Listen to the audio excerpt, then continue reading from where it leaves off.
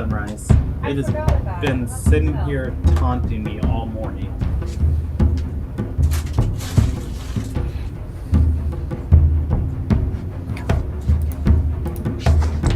Alright, and...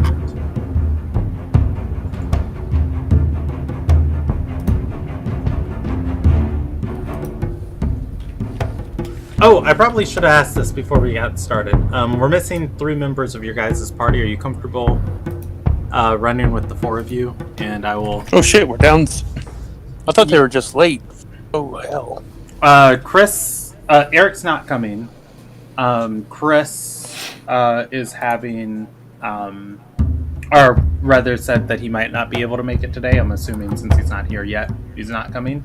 And I messaged... Blizz, and he has not responded to me, so I already told you guys what my decision on that was going to be. Wait, Blitz, you said? Blizz, the one controlling Tombutu.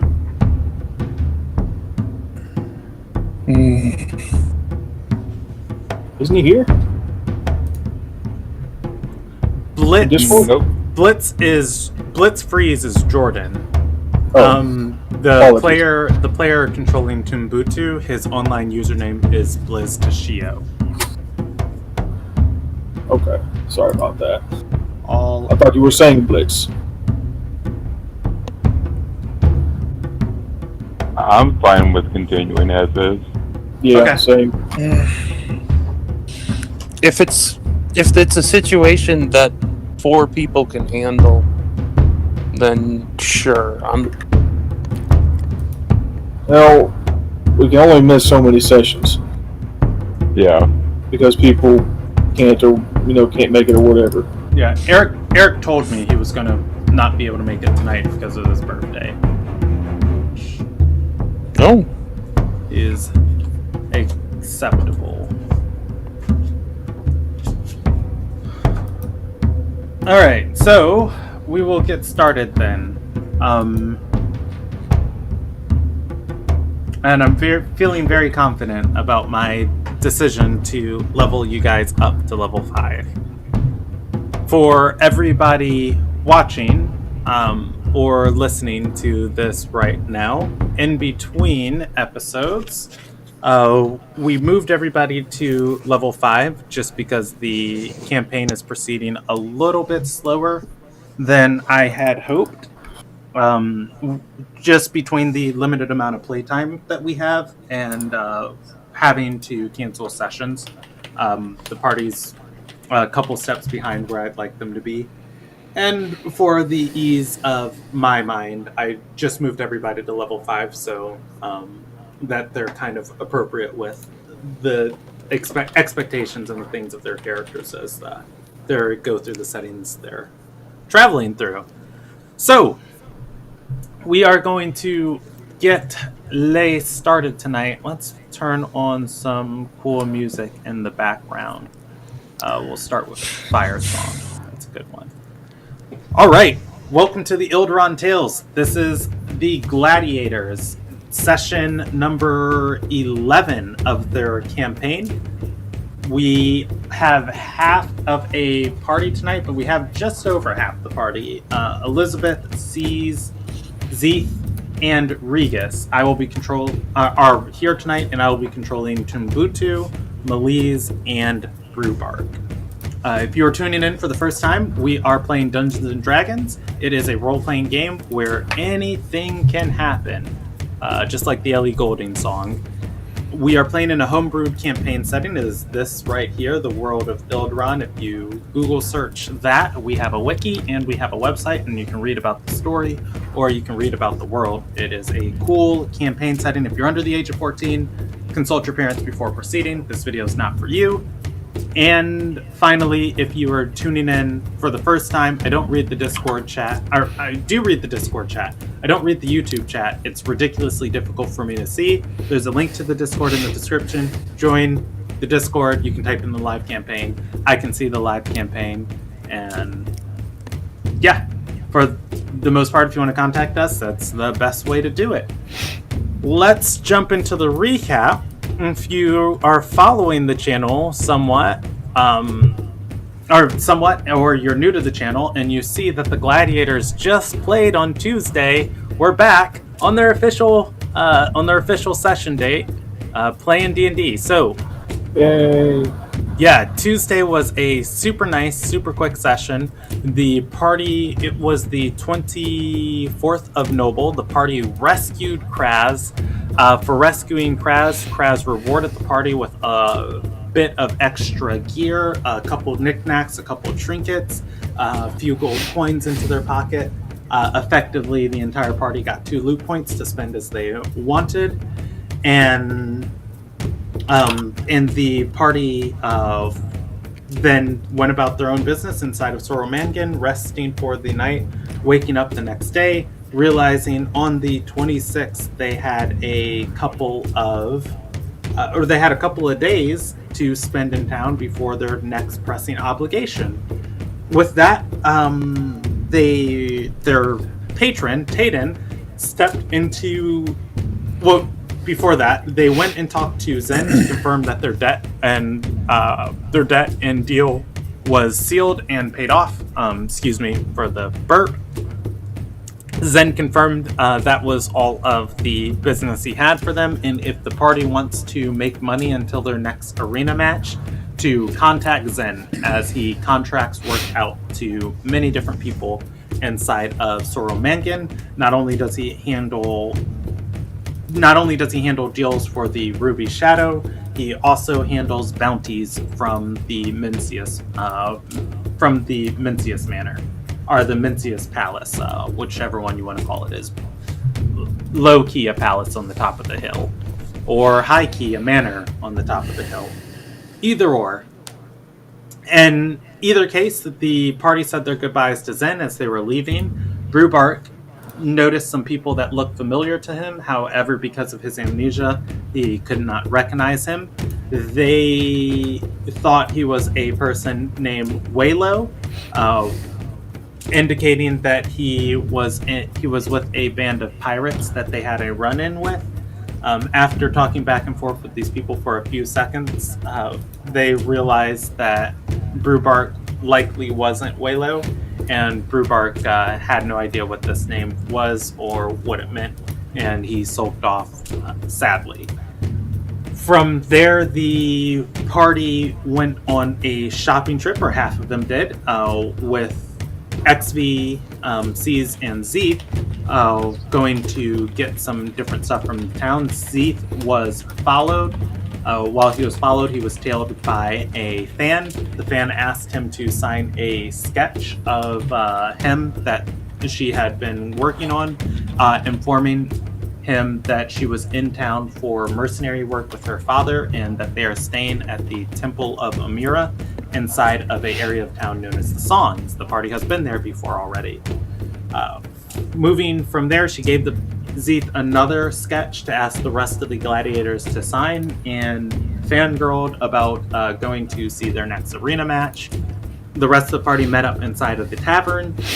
Coming back to the tavern, Tayden explained to the party Soromangan is famous for its tropical fruit, and it would be an absolute travesty not to have some while you were in town.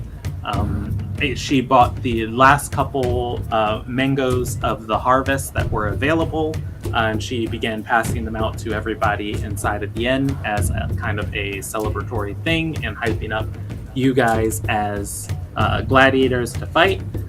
When asked why these were the last mangoes in town, Tayden explained that a giant dire beast had settled on one of the plantations outside of town where most of the fruit harvests are collected and shipped into town. With that, it has eaten 3 different farmhands, and the farms have been evacuated until it can be dealt with. The party said, "Whoa, we'll go deal with it." Talking to Lord Mencius, Mencius said that he had outsourced the job to Zen. It was on the bottom of Zen's priorities to get to, as Lord Mencius himself didn't really care about the farm either, as long as all the people inside the city were safe. When pushed for more information about it, whatever mercenaries Zen hired aren't really concerned with killing the creature. They keep luring it away from the farms, but for some reason, it keeps coming back. And then you guys went to hunt it. Going after it, the party found a cabin in the orchards, the outer orchards, that was abandoned. Most of the time, the plantation workers would be living in this cabin. The cabin had been attacked by something colossal, as it had broken down several trees and a part of the house, and then a path led back through the orchard to wherever this thing came from. We stopped there with the party deciding maybe we should go back to town and get some more information on this thing. So we will pick up right there. Since we have two members of the party that weren't with us Tuesday, before I fast forward you guys to town, I will let you... the party will be looking over this destroyed farmhouse. And then if you guys want to talk any amongst each other, you are more than welcome to. And yeah, so let's pick up from there. It is the 26th, the 25th of Noble. Oh, we're on the 25th of Noble. It's a bad day in Ilderon. It's just got to move you guys on to the next one. What if... So, other things inside the world have happened on the 25th of Noble for the other groups. One group almost got eaten by a godfish. Another group almost got killed by demons. What if you guys get eaten by a dire lizard? This could potentially be Ilderon's worst day in history for players. Well, we're not as soft as the other group, so we'll probably be fine. When Rob reads this recap, he's going to furrow his brow at that. You're going to get an I'm kidding. All right, so he probably already knows. It's the 25th of Noble.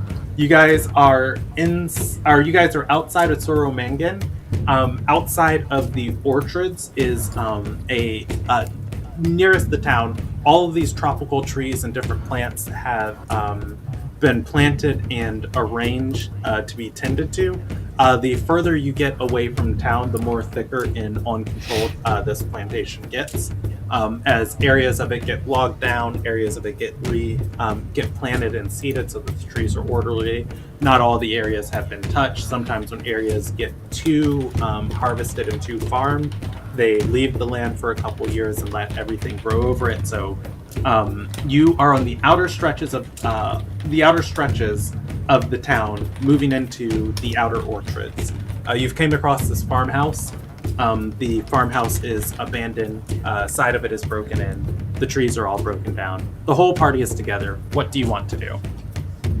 All right. Have we already checked to see if we can identify the creature that did this? You haven't, but for the most part, you can assume it's the giant/dire lizard that you were hunting.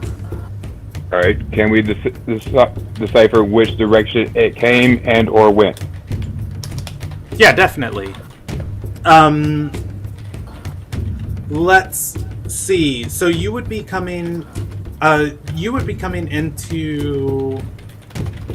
You'd be coming into this place from the.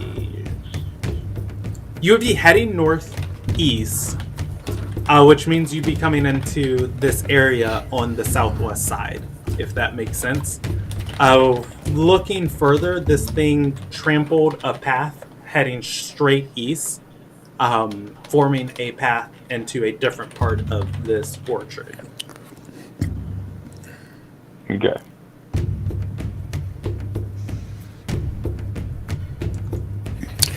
Sees pulls out his warhammer and says, well, either it's already come and gone or it's waiting around the corner to jump us. So somebody that knows how to track this stuff needs to figure that out, because I'm just going to wait for the thing to come screaming at me and smack it, assuming it does that.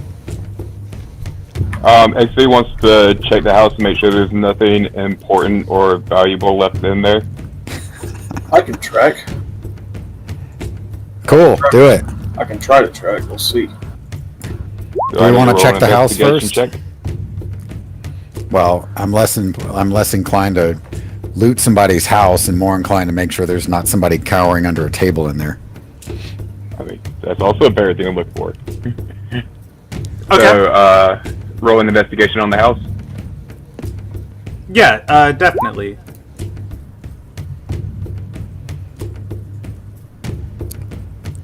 I'm for myself. I've actually found the picture I want to use for this thing. I didn't have a custom picture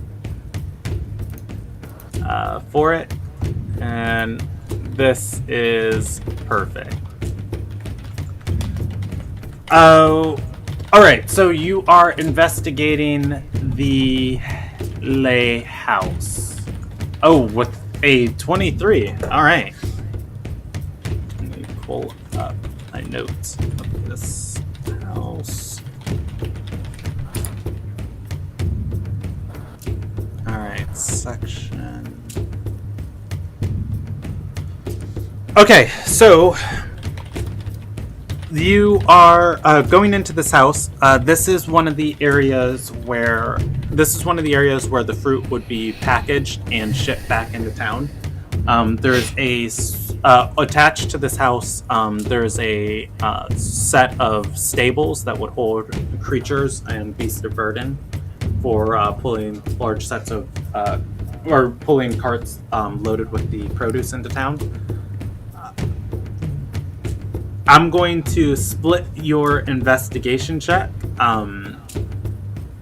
You can use that 23 for the stables or for the house. I'll rule you'll have to investigate the stables separately. So I'm going to say the 23 is for just the house.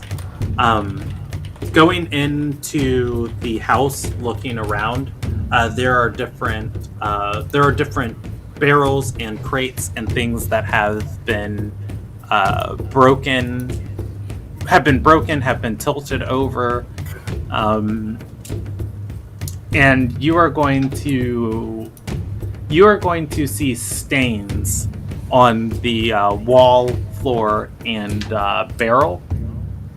This was so long ago that whatever made these stains have dried, but you can assume that I'm rolling a percentage die real quick.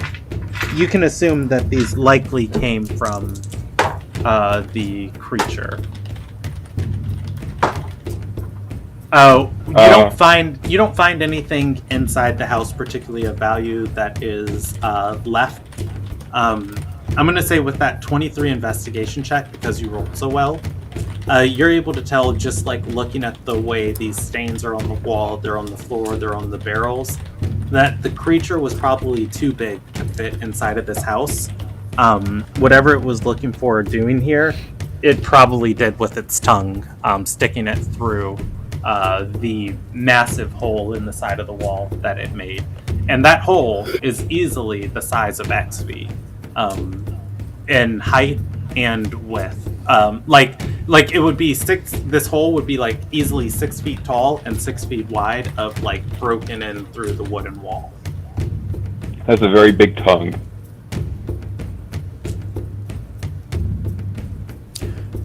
Sees looks at that hole and says, so if you know how to track, could you tell me, looking at the size of this hole and how far the mess goes into the house, just how much trouble are we in? 'Cause that looks like a really big critter. XP's going to turn around and just stretch her arms out as wide as possible.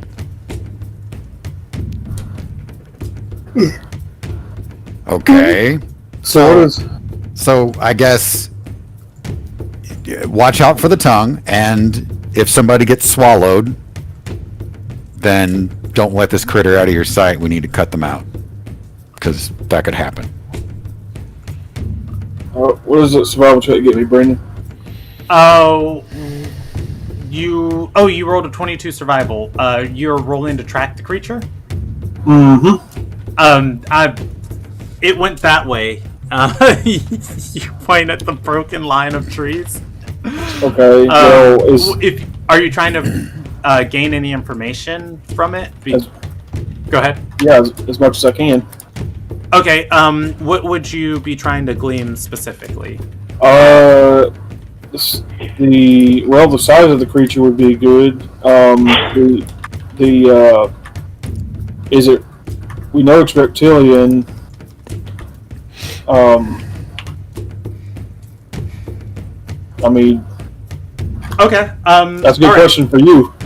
Yeah. Well, I mean, sometimes survival checks are very specific things, where it's just like, I want to know, which way the wind's blowing, what time of day it is. This. Like, if your survival check is to track which direction the creature went, you pass that check. But if it's like, you're trying to glean knowledge about it, looking at its footprint is going to be very different than trying to see, like, did any scales or anything brush off on like a nearby tree or something. As far as like the size for this creature, definitely tracking its footprint, you are going to be able to glean that this creature is potentially huge or bigger. Its footprint is enough for you to stand in entirely. The path that it broke between the trees, while there are some trees still standing, the rounded path in diameter is probably about 15 feet wide. Oh, go ahead.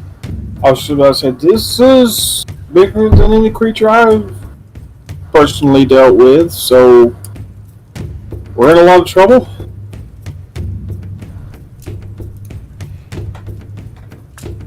Maybe 300 goals worth more, or more than 300 goals worth of trouble.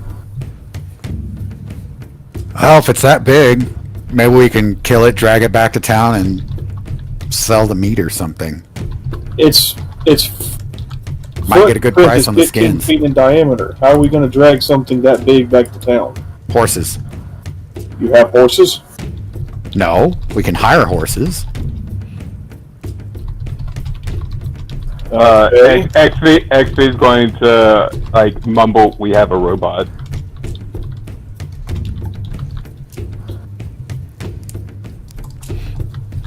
Or pulleys. We could do pulleys. Takes longer though.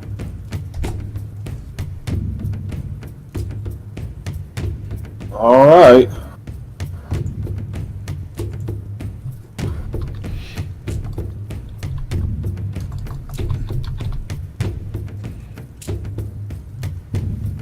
I'm not getting all those mangoes back, that's for sure. No, I just realized I was muted. The good news is I think lizards swallow things whole, so maybe. Regis is gonna walk up to C's, and he's gonna say, "Between me and you, we could drag it." That's the spirit. XP nods and starts walking towards the destroyed trees. I'm gonna go ahead and take out my maul.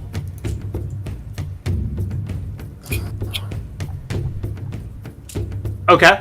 And you guys are going to head further westward? Further lizard word, yes. Lizard word. I didn't want to interrupt you guys talking. If you saw my message, Roll20 just deleted my creature out of nowhere. It's just so disheartening. So I'm just going to be remaking it in the background while I am DMing. Luckily, I finalized all of its stats right before this session, so I've got them all memorized. That's what note cards and then transferring to Roll20 is good for. Yeah. All right. We're going deeper into death. Yes.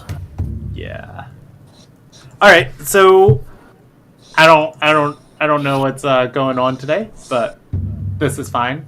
I don't need Roll20 to do literally anything that I set it up to do, because that would just be asking way too much of it. I'm going to just explain the orchard for you guys rather than putting it back on here. So you are going further eastward. You are breaking past this clearing of trees. The orchard isn't as well planted. There are pathways that lead between different collections of trees that have grown up in different areas of brush. Some of it is incredibly thick. Some of the walkways are incredibly easy to walk through. Heading this far west, or heading this far east, you're going to break into a older part of these outer orchards that hasn't been used in a while. You can see there is a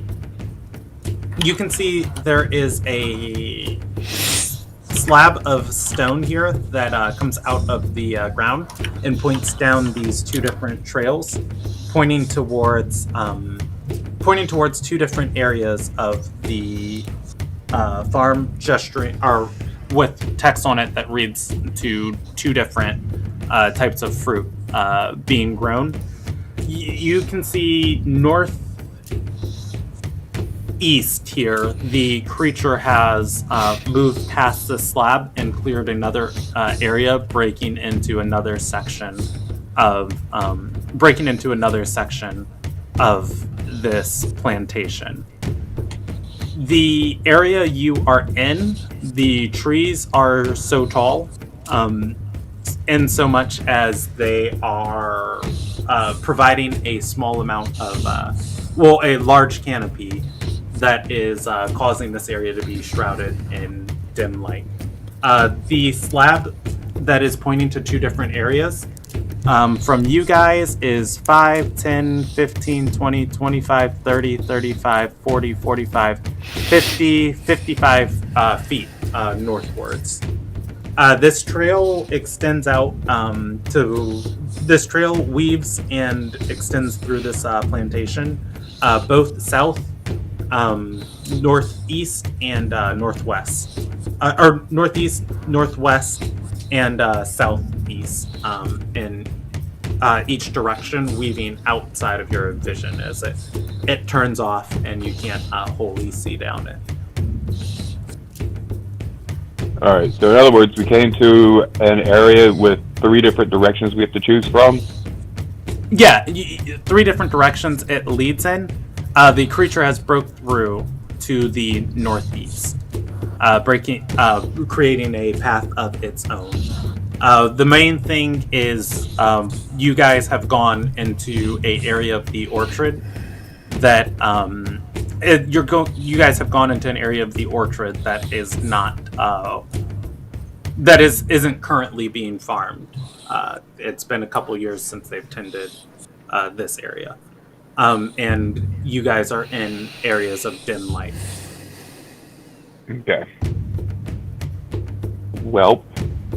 Hey Brandon, just so you know, the Warhammer is moon touched. Okay. So there's at least a little more light around us.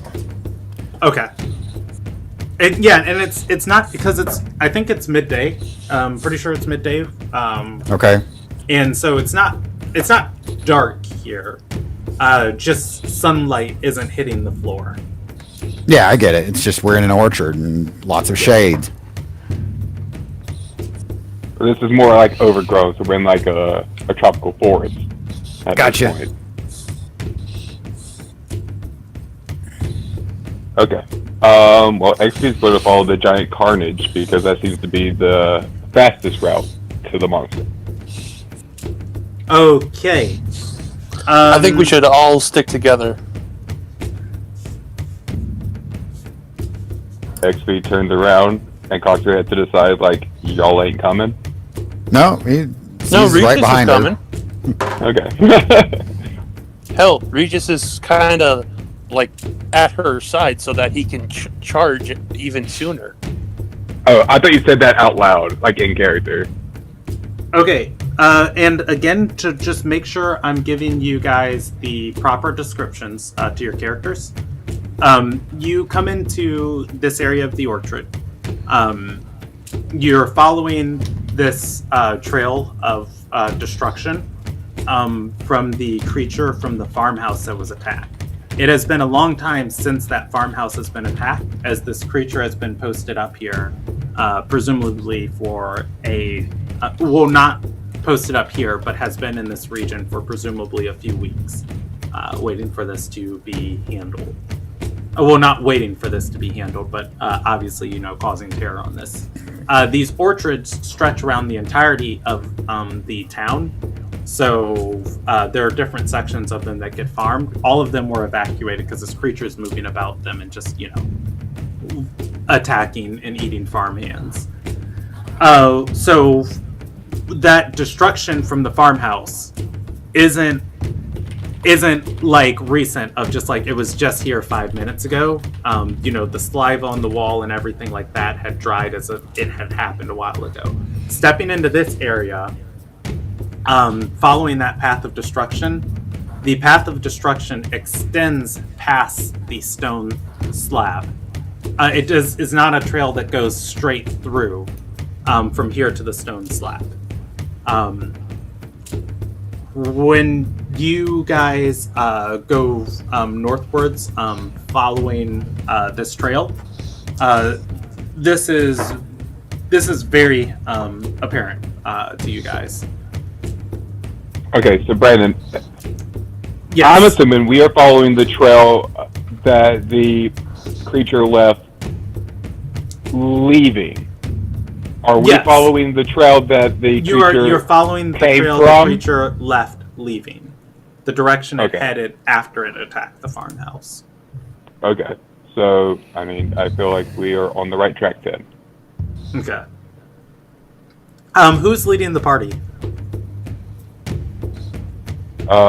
That would be Zeeth, because he's the one who is tracking it. Caesar's second. XV is probably right beside C's, just because she's anxious to get this done. It seems exciting. All right, Zeeth, give me a dexterity saving throw. As you are walking and you get on this pathway, heading towards the northeast area, a portion of the ground gives way to your foot as a tarp collapses inwards. It appears that somebody has laid a trap for this creature. Okay. Let's. Nice. Seems good. All right. As you step through, or as you step on it, you feel something that has the tarp like pinned to the ground, kind of like snap. With that, the weight of the side breaks in, the tarp falls inwards. You are going to quickly turn back, grab towards the ledge, stopping yourself from falling. Presumably, looking down there, this has been shaped with magic. Perhaps 30-foot drop into this hole. It is a large hole around in front of this stone. Bitch. Can I kind of rush out and grab XZ to help? Wait, it is XZ who? It's Zeeth. Z. Oh.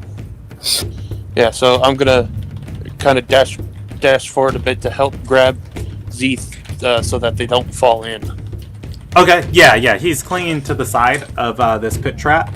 And easily you're able to help him out, pull him out. Mm-hmm. Bitch. I look down. There's spikes down there. Are there spikes down there? There are, but it's not spikes. You So see there's spikes, but there's not spikes.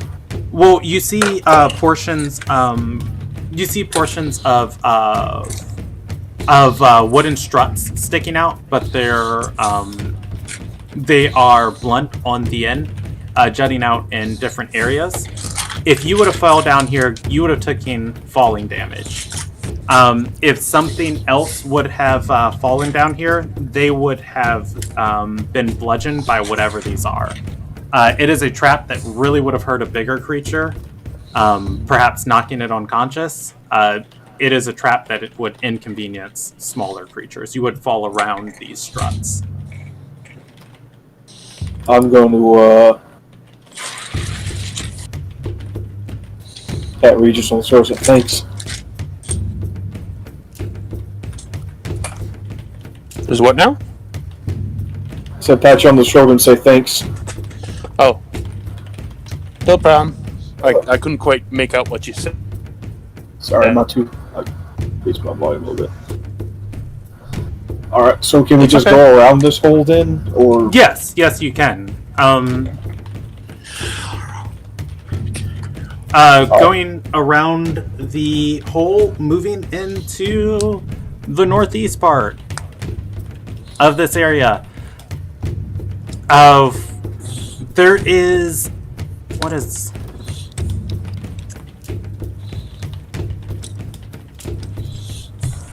Okay, so going around this stone slab, you are going to presented with, or you're going to see a well-traveled path by this creature.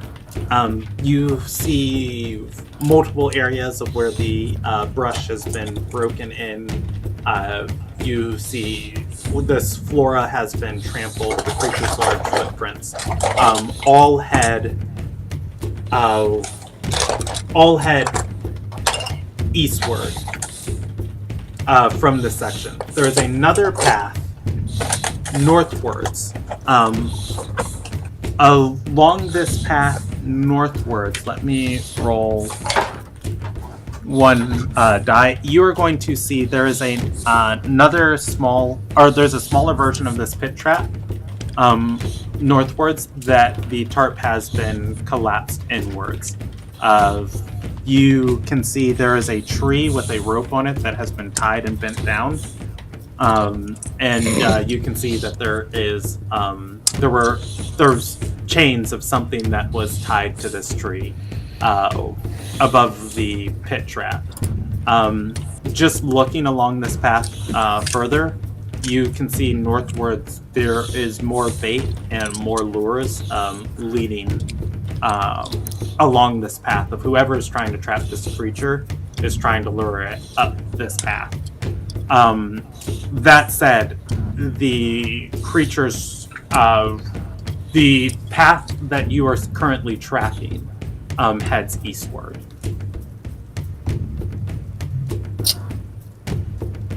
okay. Well, there's only going to be more surprises that way. Somebody lays one trap, probably lays 10 more. So hopefully less surprise, more, oh look, another trap.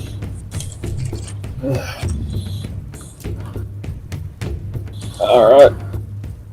I guess just keep following this guy then. Alright. Moving through the northeast, following this trail, you are going to see, or moving eastward. You're going to see one more path, finally to the northeast. That again the trees have been broken through. This seems much more recent. As far as like some of the stuff that is broken off the trees, you know, the trees still have that fresh green wood from the split ends of like the wood really moist. Some of the plants on the ground that have been squashed are still green, in so much as they haven't rotted or fell through. But just looking at the direction of the footprints, again, it leads inwards. Following this path, you look to the southwest, and you are going to see a clearing in the trees extending, let's see, 5, 10, 15, 20, 25, 30, 35, 40, 45, 50, 55, 60. All right. Extending 60 feet out, you are going to see a clearing in the trees. There is a large farmhouse here in the middle of this plantation. Presumably that a owner or whoever is running the operations here might be using. The trees are cleared around this area. On top of the house catches your attention, but what's even more so that catches your attention is the legs wrapped around the house. Sitting on top of the house is almost as if it is sunbathing on a rock. Is a massive creature. It has two eyes on either side, or it has one eye on either side of its head. The eyes seem to move independently of each other, and a gaping huge mouth. More so chameleon in nature, rather than simply a lizard. It is lounging on top of this house. Ever so often, its tongue will lax out of its mouth and lick one of its eyeballs. It seems that it has positively gorged itself.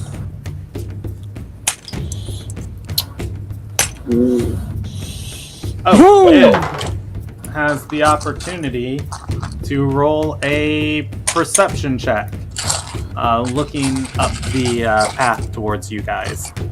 You guys notice while it is lounging, it is not sleeping. I will give what? Zeeth is leading the party, Zeeth and C's.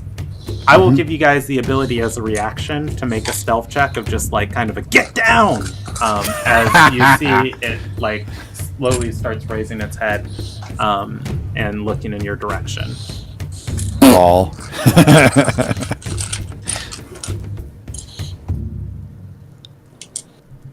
All right. Yeah, you guys are going to duck to the ground.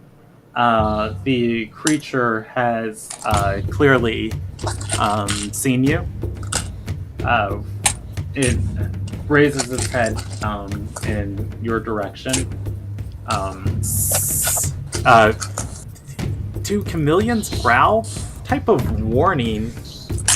Hissing noises, maybe? Yeah, I feel like that would be more of a hiss, yeah. Yeah, I feel like that's what would happen. It's going to raise its head at you, and it's just going to hiss in your direction, and like this hiss is going to echo and vibrate the trees. Creature that size can pretty much make whatever noise it wants. Well, since it's gonna hiss at us, I'm gonna go ahead and fucking shout as loud and as angry as I can and make an intimidation check. Sounds about right. Sounds about right. Alright, Regus yells back at it.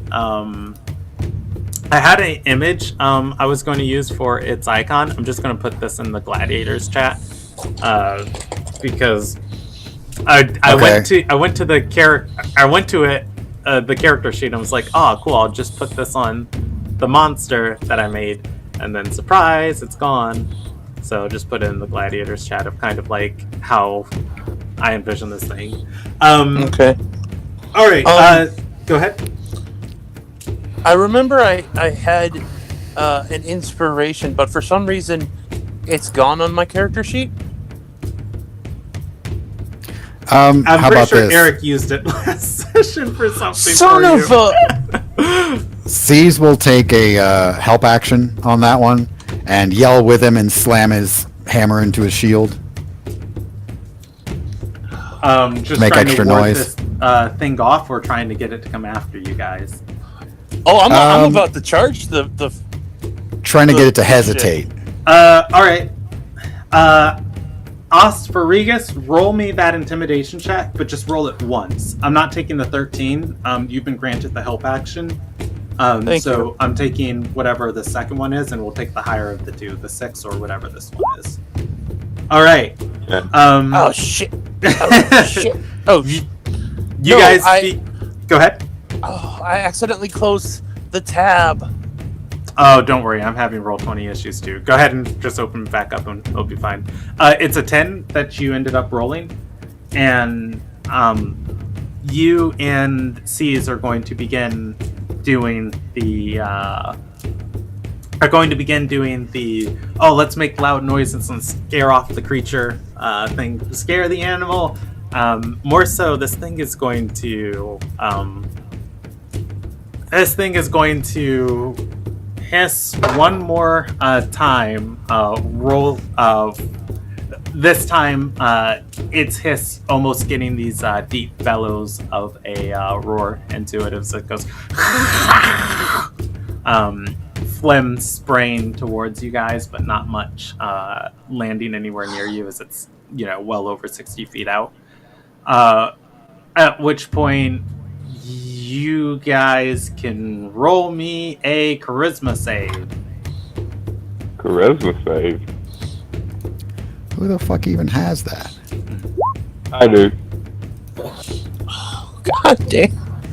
Oh, this. God. I hate this. My dice are not showed being up good to me tonight. today. We need to have a conversation after No, this session tonight. I was trying to. Oh, this stupid browser. You know how I got -1 by Charisma math? save. This stupid browser. Somebody Are just you- shared a picture of a very angry chameleon inside of media sharing, and that is appropriate, but make it at least like 20 meters bigger. Well, obviously, it's not going to be the same size. Damn it all. Son of. All right, so let's see. Breathe, dude, breathe. Oh my god. It's cool. Like, we understand. All right, so C's. Yeah. I'm not going to take control of your guys' characters. This thing does not seem very pleasant with you. You are affected by the frightened condition, and I'm going to say for 3 rounds. Or, you know what, let's go for 5 rounds. For the next 30 seconds, you cannot move closer to it, and you roll disadvantage on checks. No, let's Okay. go for 1 minute, 1 minute, 1 minute, and I will let you know Jeez, when man. relaxes and roleplay. Because that's, Hang Ooh, on. chill. Hey, yeah. Can you please wait just a minute? I'm doing this on my tablet, and for some reason it popped out the thing, so I went to close out of it, and it closed my main browser, which had all my tabs open. So I just lost everything, and Okay, well, so Roll20 is going to save it for you, so go ahead and log back into Roll20, and we'll give you no, few not moments just to- Roll20, but everything else I had like another 20 plus tabs of important stuff open. Yeah, so take a few minutes to get back into the game, and we will give you time. Hang on. That's going to give me time to put some stuff on this character's sheet. So, C's can't walk towards it. He's intimidated. Yeah, it's not worth much of anything for combat. Just like as you guys were trying to intimidate it, it's going to roll back and then try and intimidate you guys. Just for for 1 minute, it roars back at you, and C's Okay. C's and Z are going to have like hesitations of just like So I need to Z make and C's. 18? Yes, it rolled a 19 on its intimidation check. Okay, hang on. So I need to roll a charisma A charisma save. Yes. Okay. I love Tumbutu.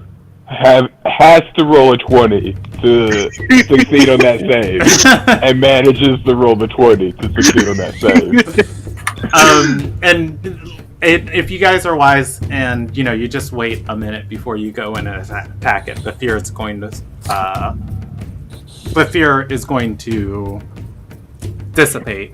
But in world, all of your characters are going to start realizing why people have been trying to lure this thing out rather than attacking it or stabbing it or aggressively trying to get it to move. That said, after it roars at you guys for perhaps 12 or so seconds, just doing this bellowing hiss, it flops its head back down onto the farmhouse. Just the very, very faintest reverberations of feeling the ground shake, just the very faintest of them, reaches out to you guys. Just the thing. So these gonna look at everybody and say, so how far? So why don't we shoot this thing from range first and make it come to us? I kind of like that idea. I'm afraid of its spit. It seems like it tried to attack us with it. I think it's a little late to be afraid of it now. Yeah, well, that's where we are. XP's where everybody's scared shitless. I'm not afraid of him, but, he's quite bigger than me. Just hit it with some spells from distance first, and then make it wobble its fat ass all the way over here to us. Rude. So, first things first. During this little moment, X is going to cast Mage Armor on herself. Well, hang on a sec. Weren't we going to try to make friends with it? Looking at our druid companion here. Brewbark. Huh. Brewbark is Brewbark is shivering in his boots. I rolled the save for Brewbark and it's a nat 1. You look at Brewbark because it's just like, yeah, friends. Biggest friend ever, right? Come on, buddy, you can do it. Kind of shakes him a little bit. Get in there. XP's going to take a big breath and then say, why don't we just lure it to all the traps we passed? That is a pretty good idea. How fast do you think that thing can run? I bet you I got run it. Well, that's good for you. XP shrugs. I don't think it wants to move. And All right, response to Z saying, I don't think it wants to move, I'm going to make the crackling things again with my with my Eldritch 1 minute energy. of roleplay has elapsed. Everybody's fear fades. At which point, Brewbark's going to gather himself and say, I'll try and reason with it. I have a spell I can use for this. I have another option if that doesn't work. If you get swallowed, you're on your own. No. If he gets swallowed, we cut him out. Possibly No. from the inside. We'll try. Wait, how sunny is it right now? How sunny is it? It's really sunny. You guys are in dim light over here. The creature, the grove around the clearing around the farmhouse that the creature is on top of is shrouded in bright light. Daylight and sunlight is bathing onto it. Can I make a nature? I want to know how much do I know about this creature or this type of reptilian. Oh, I mean, I maybe will. some- I'll allow a nature check on it, and that might tell you about chameleons and lizards. But just looking at it, you've never seen a creature get this huge without being magically altered. Yeah. So looking at this, I will allow you any information on that 18 nature check. You can go to chameleon on the Wikipedia, and you can consider Tumbutu somewhat red on these. Okay. That said, as it relates to this creature, you're fairly certain somebody did something to this thing to make it this huge and possibly this aggressive. Okay. So, based on what I know about this creature, we need to take away the sun for it to actually want to move. Because right now it's basking in the sun. And it's just more contempt of where it is. So if we have some sort of way of doing that, that could possibly get it to move. Actually just crackles their eldritch energy again. I know how to make this thing move. She's not saying that, but she's like demonstrating. She knows how to make this thing move. What's with the crackle? I think XV plans on pissing it off by shooting it a few times or blasting it a few times. Well, just She nods her head. Well, if we're gonna do something, we need to go ahead and do it. X is going to take that cue then and fire an eldritch blast at the creature. You do that as Brewbark is inching towards it. Well, someone told me to do it. Oh No, we god. didn't. All right. What's the range on Eldritch Blast? There's A plenty lot. of it. Yeah. Can I go? Wait, no. 120 feet. Yeah. I mean, give me initiative, and then we'll see. So, the current things, I didn't explain it because I didn't want to interrupt roleplay. Brewbark is going to be inching forward towards this creature. What you see Brewbark doing, he's going to be casting a spell, Animal Friendship. And as a ready to action, when he gets within range of this creature, he's going to release the spell, trying to become friends with it. XV is going to be casting Eldritch Blast on this creature. With that, C's can enter initiative order, trying to stop XV of just like, wait, stop. For the sake of initiative, what is Brewbark's initiative? Brewbark gets +1, so he rolled a 15. Alright, so XV is going to be leading that round. Tumbutu, you see all of the very same things happening as your companions all are debating what to do. XV, you have one initiative. C's is jumping towards you to stop you. You have your action to do whatever you want before C's, is able to move. Do you still want to Eldritch Blast? Well, would Tumbutu looks like he won Oh, initiative. no, yeah, Did he get to Tumbutu. stop I'm sorry, it? Tumbutu won initiative. Derp. This is 2 nat 20s. Good lord. Alright, yeah, Tumbutu. XV is casting a spell. Brewbark is about 15 feet in front of the party. He is also about to cast a spell. He's taking a cautious step forward. He's doing the Chris Pratt Raptor walk. I want to trip the person doing Eldritch Blast. Okay. Give me a trip. Person ain't moving. Give me a trip attempt at XV. What would that be? It's a contested athletics check. You're trying to push her down. Roll me an athletics check. She can contest it with her acrobatics or athletics to maintain her footing.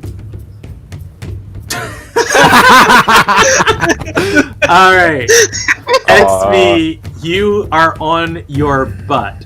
Tumbutu has pulled your footing from underneath you.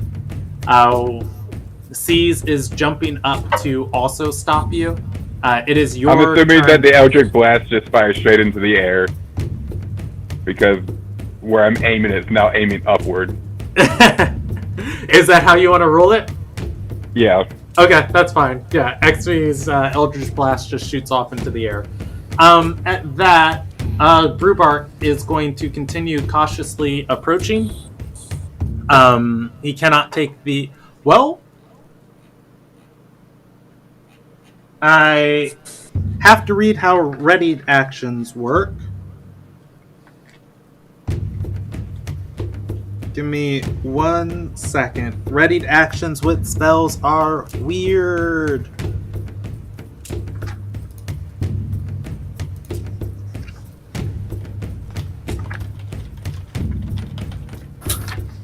Range attackers ready. Sometimes you want to get the jump. First decide what perceivables, then choose the action you will take in response to that trigger, or you choose to move up your speed in response to it. Examples include when the trigger occurs, you can either take your reaction right after the trigger finishes or ignore the trigger. Remember that you can take only one reaction per round. When you ready a spell to cast it as normal, but hold its energy, which you release with your reaction when the trigger occurs. To be readied, a spell must have a casting time of 1 action. Holding on to the spell requires concentration. If your concentration is broken, the spell dissipates without taking effect. For example, if you're concentrating... and if you take damage before...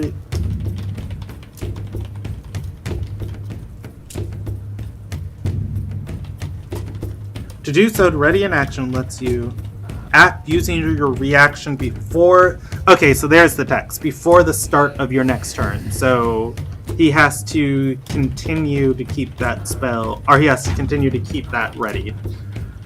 Alright, so... Brewbark is going to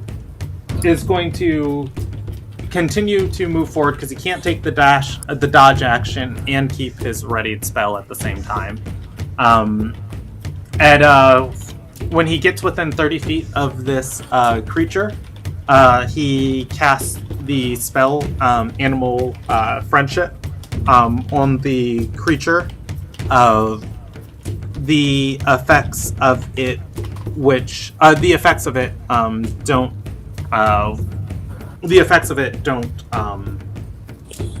don't take hold onto the creature whatsoever.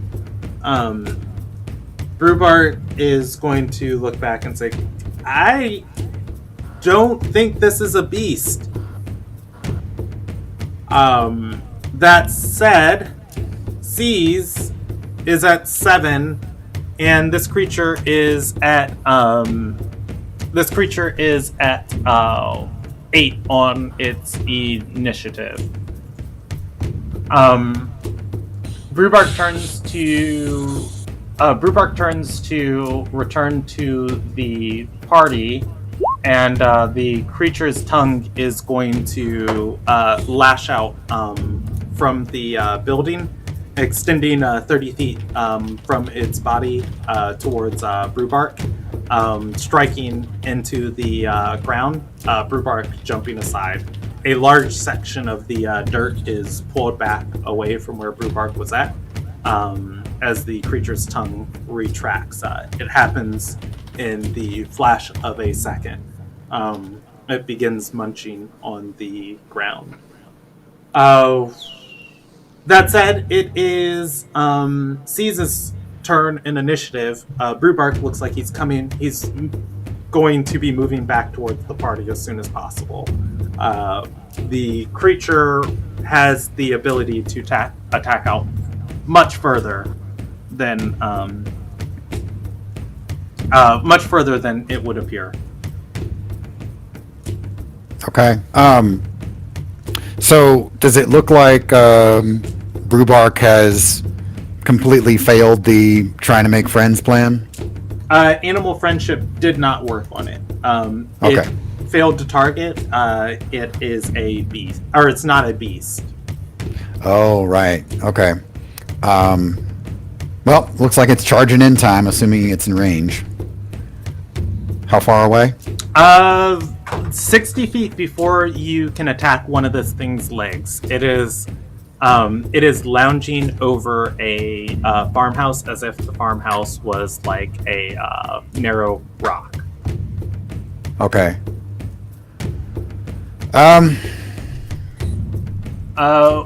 If How hard is it to you like are moving switch out a in light to crossbow and back attack again? This thing.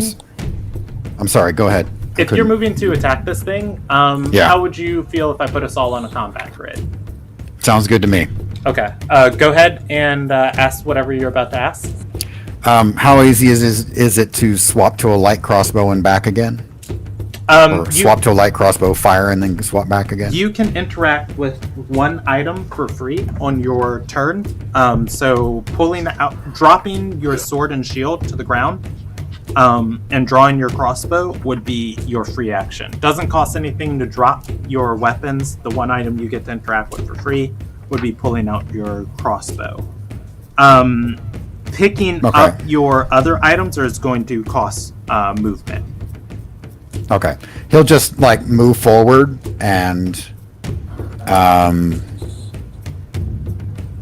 just move forward like the 30 feet that he can cover in the turn without dashing or anything like that, and ready his reaction to attack it if it gets within smacking range, if it decides to move up. Okay, you're moving forward. I have an idea. Real quick, let me just make sure I got that. You're moving forward 30 feet. Yeah. And were you shooting the crossbow? What were you doing with the second part of your action? Yeah, no crossbow shooting. Okay. He's just readying an attack to smack it if it gets close enough. Okay. Seize. Yeah. Instead of readying an attack, what if you I'm pretty sure I'm after you because I also got a 7. Okay. Actually, if you got a 7, you're probably before me, but go ahead. Well, I didn't go yet, so what if I run up, you like toss me, and so that I can get in there and smack it. Okay. Because I can, thanks to the level up, I can move 35 feet and around now. So I can move up to you, use the last 5-foot step to kind of, make a little bit of a jump. You toss, and then you toss me at it. Hey, Brandon, you remember the? What's up? Did you ever see Wonder Woman? You remember the shield Shoot maneuver? her feet. Huh? I said shoot her feet. That's not what I was getting at. It was a joke, but yeah. Okay. I've seen Wonder Woman. Yes, you remember the shield maneuver, where they or like somebody runs up and then jumps off somebody else's shield. Oh, when they had the giant metal door or whatnot. Yes. Okay. And she ran up, used that as kind of a bounding board, with the guys helping to launch her. Are you trying to launch? You're trying to launch Regis closer? Yes. Okay. So he runs a little bit ahead. Yeah, and he's just gonna boost him with the shield. This combat shouldn't be terribly long, as the creature. Oh my gosh! Roll20 just backed out. That's great. As the creature has a high damage output, not a lot of HP. Pretty much, it's going to kill you guys, or you're going to kill it. It's a glass cannon. Yeah, so how about everybody take a 5-minute break? Let me draw out this orchard you're in. If people want to grab snacks, use the restroom, hang out and talk, you are welcome to. that way I just have time to, place everybody or show everybody exactly what they're in on the map that I have in front of me. Okay, break on.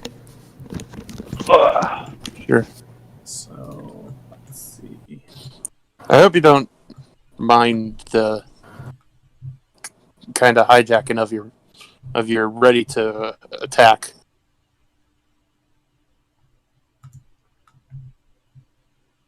Readied actions are strange. They're a cool thing in this edition. Oh, I was talking to Jordan. I think you're talking to Jeff. Oh, me with the Eldritch Blast? No, that's fine. I was doing it because we were handballing, and I was about to make a decision. All right, so we have.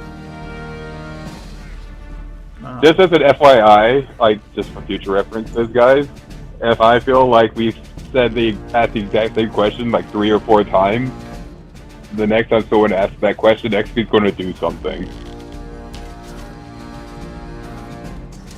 Because I just get a little tired of him hawing, and like we're stuck on a situation where it's this or this, and none of us can come to an agreement.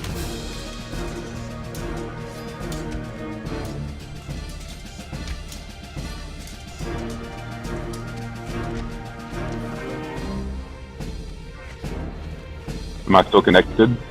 I hear you. Okay. Yeah, It just went very silent all of a sudden. I'm just trying to. We Think won't of make one- a decision. How dare you, Jordan? I'm kidding. I'm super fine with being tripped up and like, wait, no, don't do that. Yeah, I mean it moves the party forward. And it was also a DMing tip I've read from Matt, or not read. I saw Matt Colville on his channel give, where these types of situations are very common in RPGs, and he had like the best one I heard of just like when one player makes that drastic decision that's going to push the story forward, all they want to do is push the party into action. They don't necessarily want to do that thing. And and this is his words, not mine. In my experience, what I found best is moving the players into initiative and giving them the opportunity to react to that action as their characters would if that action was happening, rather than like, dude, don't do that.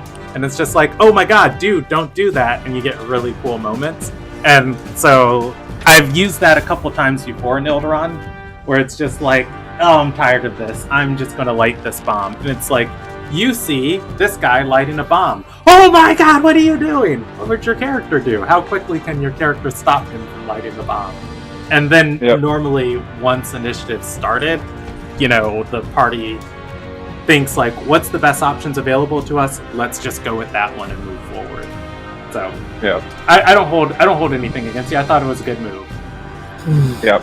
Also, I did it to Dumbutu during the jailbreak, so I feel zero remorse for you having it done to me by the same person. I fucking tripped your ass.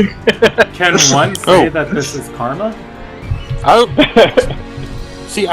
I'm fine with the Eldritch Blast. I was apologizing to C's for, he was gonna, just be ready to attack, All right. What else is in this grove? Room 5. I'm gonna steal some Reese's. Don't tell Rob. Wait, Rob's gonna listen to this later, Jordan. You might want to reconsider your actions. He does the recaps for me. I did not steal any Reese's, Rob. There you go. There's no video evidence of this. I just want to make it clear that out of the 3 rolls I did so far, I got 2 nat 20s. That is true. So we need to have a conversation after this, Blizz, about your attendance, because I want to do anything I can do to support you guys to be here on time. and I don't want to have to kick people for attendance. And Understandable. yeah, and so whatever compromise, whatever thing we need to do, if you need me to make you like a Google Calendar, if you need me to send you stuff 2 days in advance, or whatever, like, we need to have that conversation. Because I want you here on time, because this group has a very limited play slot available to them. Like, we have 30 more minutes of this session, and like we can push it to like 45 minutes maybe.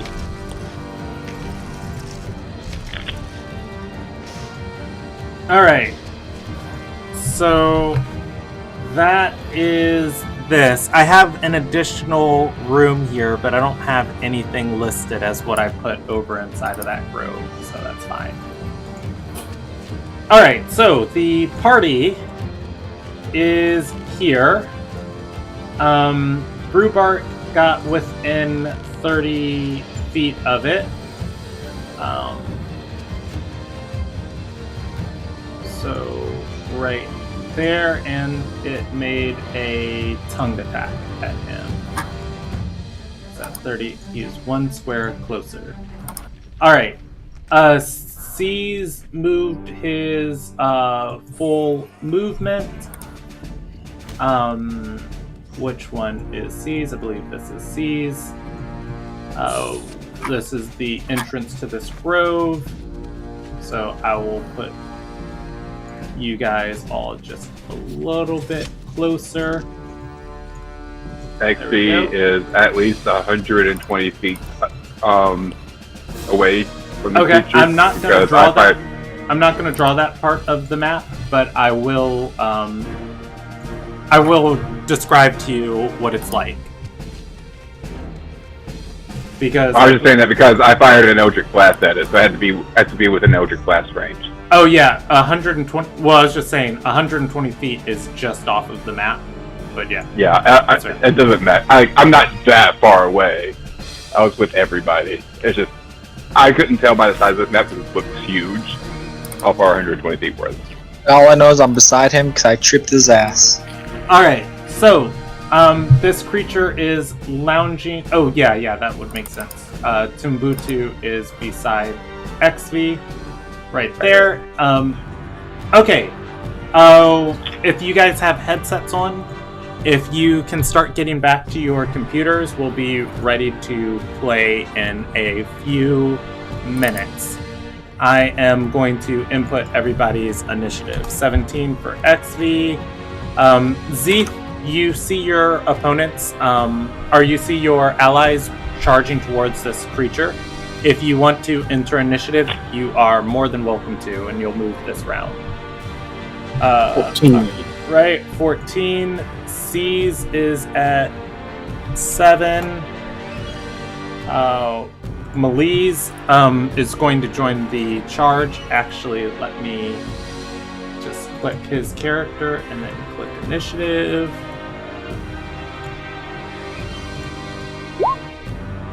Alright, there's Malise.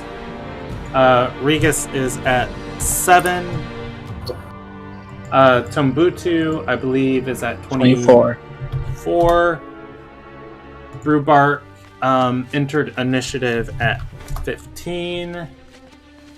Canaro of Sight is not here. Canaro of Sight's not here.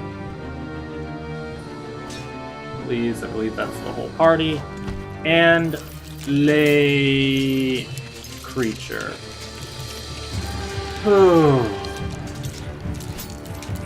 Doesn't have all of its actions, but this is fine.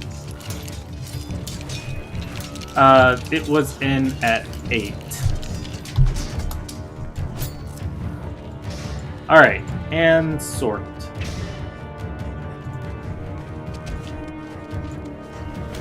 Alright, Regus had a turn. It's still my turn. Yeah, that's what I'm saying. You can do Yeah. your turn, and then we will go into the first round of combat. Okay. Wait. Before you do, Jeff, are you back? He's still muted. Okay, let's give everybody like a minute or two, and then we'll get started. Jordan, are you here? I'm here. And Wesley, I never are you left. here? Yeah, I'm I good. never left. I did Okay. not grab the Reese's from the refrigerator. Great. I mean, you were talking the whole time, so of course, you know, Yeah. Yeah.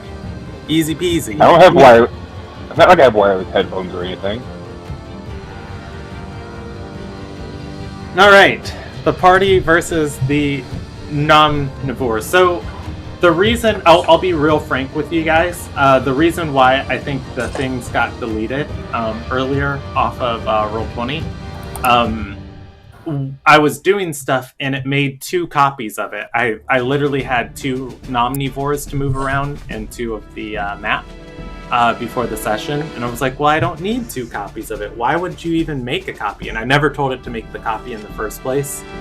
But I saw, and I made sure, like, I opened one copy and it was the same stats as the other one, and I opened the second copy and it's the same stats as the other one. I was like, well, I don't need the second one, and I deleted the second one, and then I deleted the second map. And then, like, as I refreshed Roll20 because something else happened, and as, like, once I refreshed Roll20, it just, the other creature was, or rather, the main one was deleted too.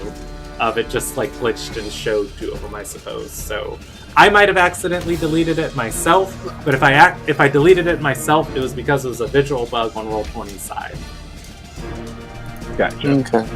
Also, But- have you seen the Great Jogress from Monster Hunter? Because that's what I'm imagining this creature is.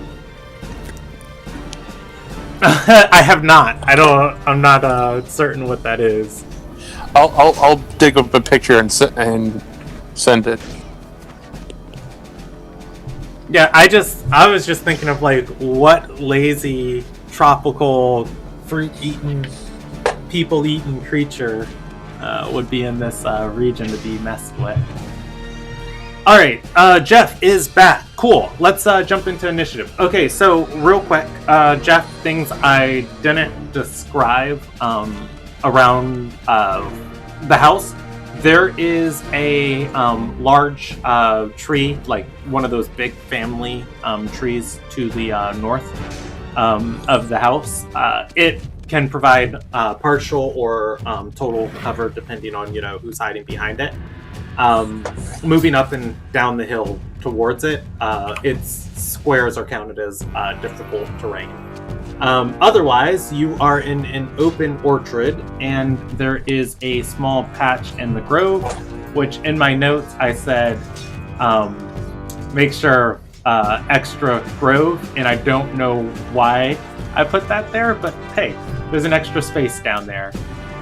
Otherwise, the creature is lounging on top of the house. It is massive in nature. It is looking towards you guys. It has already demonstrated that its tongue can extend up to twice the length of its body, attacking Brewbark from where Brewbark is at. It is Regis's turn, and then we'll move to the first round of combat. Okay.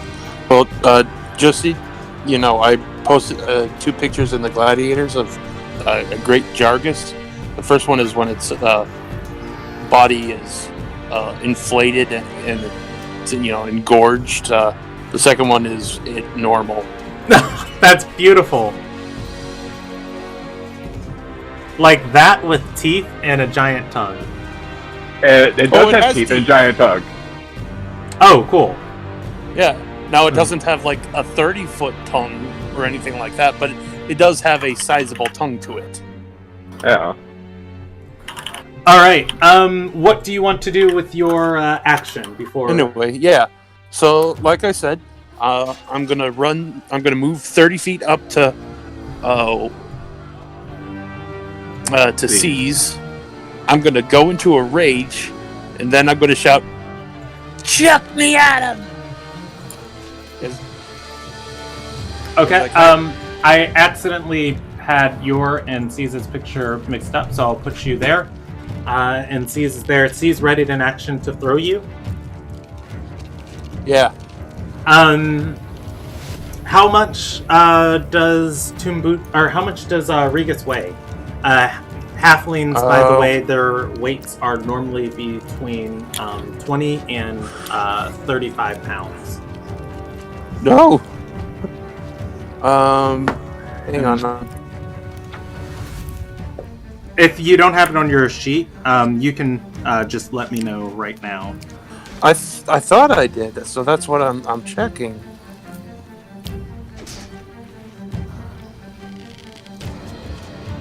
Yeah, the average, the bell curve for halflings is around 40 pounds. Oh. Then I'd say with my stuff on me, I'm probably about 45 pounds. Because if let's say I'm like 35 pounds normally, then 10 Okay. pounds of stuff. C's.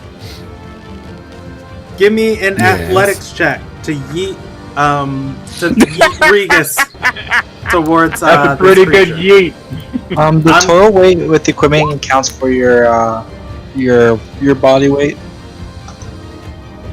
for your character. Yes, if you are still carrying everything. Wait, are you talking about your gear? Mm-hmm. No, it In the does equipment. not in the Does it? equipment. The total weight, I'm pretty sure that's just what you have on your character. Because let's see, yeah. if I move your weight from 40 to 50, it doesn't make that go any higher. So I'm going to set yours back to 40. Yeah, mine is definitely not, because the sheet weight says Yeah. 163, and my character's like 300. So Yeah, that's just what you can push. The total weight is based on your push pull drag. All right, so how I'm going to rule this? I'm going to say you have to at least get a 10. At 10, I got a 20. Okay, well, yeah, I was letting you know. At 10, Okay. you're going to get 15 feet. And for every 5 past that, you get another 10 feet. So I'm going to say you're able to throw him 25 feet. So he can land 25 feet in any direction from you.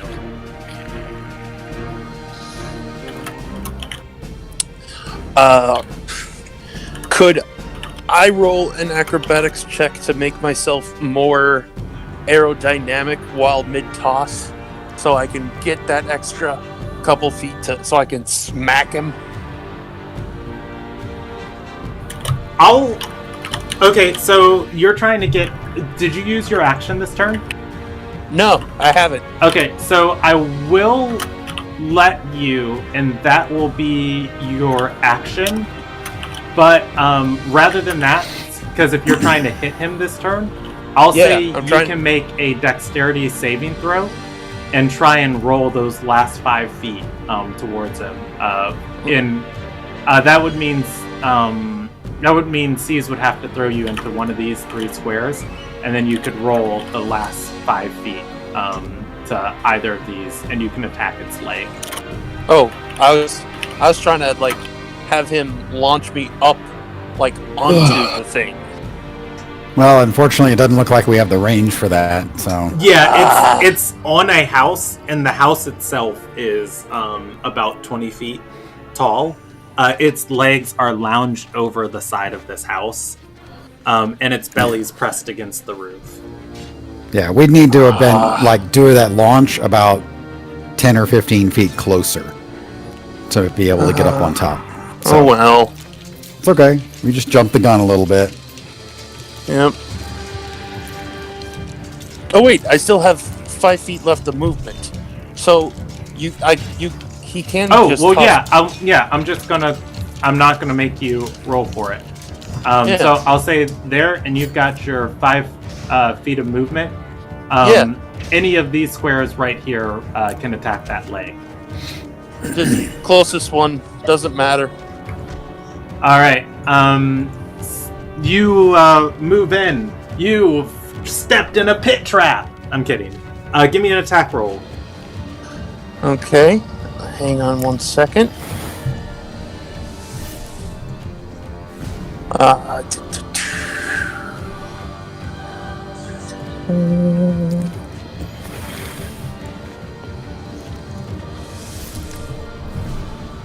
Tumbutu, you are on deck.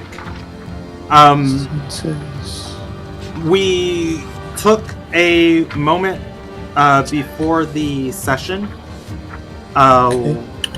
We took the moment before the session to level up our characters. Yeah. So, okay. And as a monk, yeah, you get your extra attack and everything. Well, stunning strike. That's super important. Oh no, you don't get stunning strike. We're not using that. I'm not using it. I'm kidding. What did I say? That hits. Roll me damage.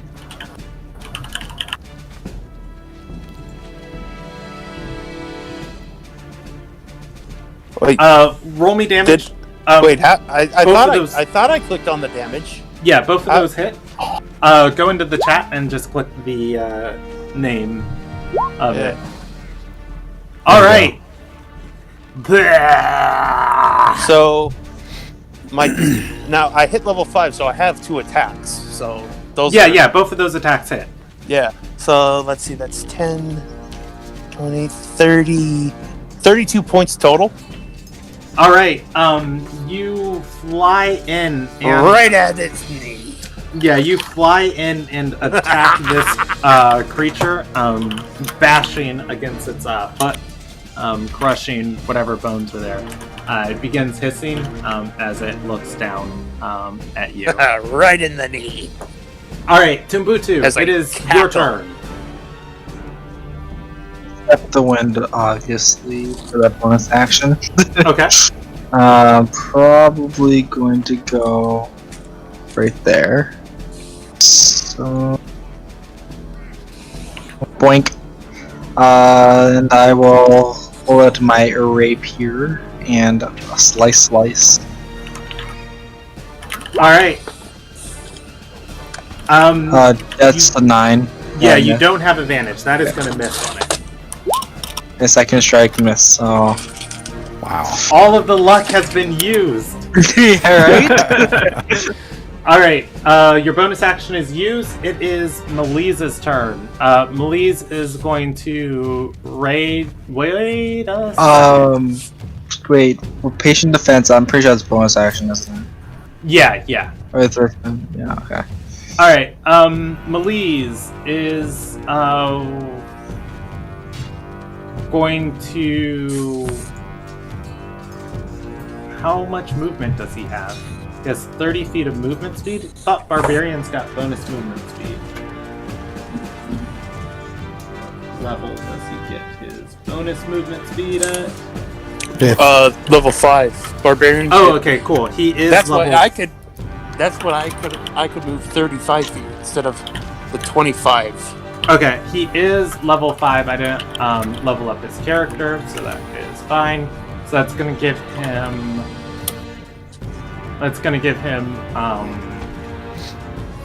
40 feet of movement, which means if he takes the dash action, he has 80 feet of movement.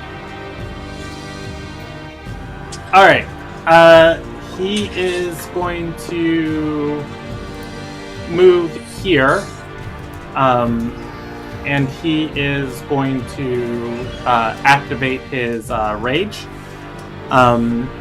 at which point he gets those strange bonuses, as he is a wild surge barbarian, and I just need to see the table we gave him. I have to put it all on there, and he rolls 1d8.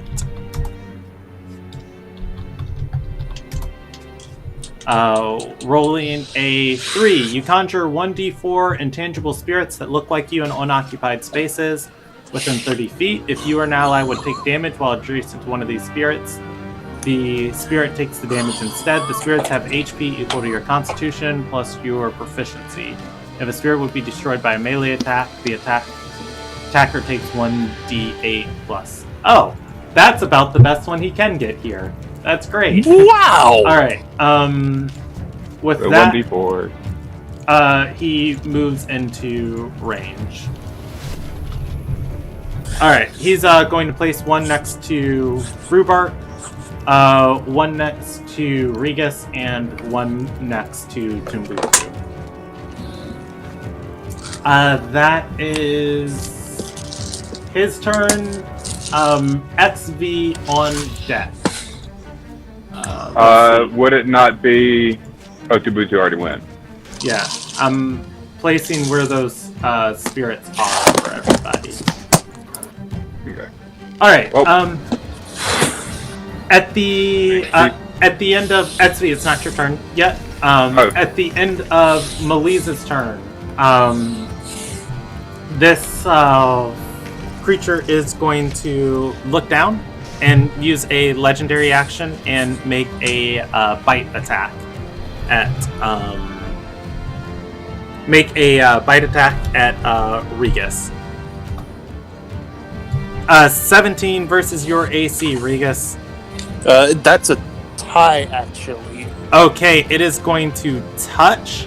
As it touches your AC, or as it touches, it bites you. You take 11 points of piercing damage from its teeth. You take 1 point of, or you take 1d10 of. You take 3 acidic damage, or you take 3 acidic damage from its saliva, and as it bites you, you are restrained. Everybody. Okay. Is going Well, to... hang on 1 second. I'm checking something. Okay. The spirit should take damage first. Well. Oh yeah, First the of spirit all- does take the damage first. Well, I was gonna ask, is the 11 the total? Like, Yeah, 11 total piercing, 3 yeah. So acid. I'd actually would take. I take half, so that'd be 5.5 if it was split evenly. You don't take any. The spirit takes it. The spirits have HP equal to the con plus the proficiency bonus. So they're gonna have 3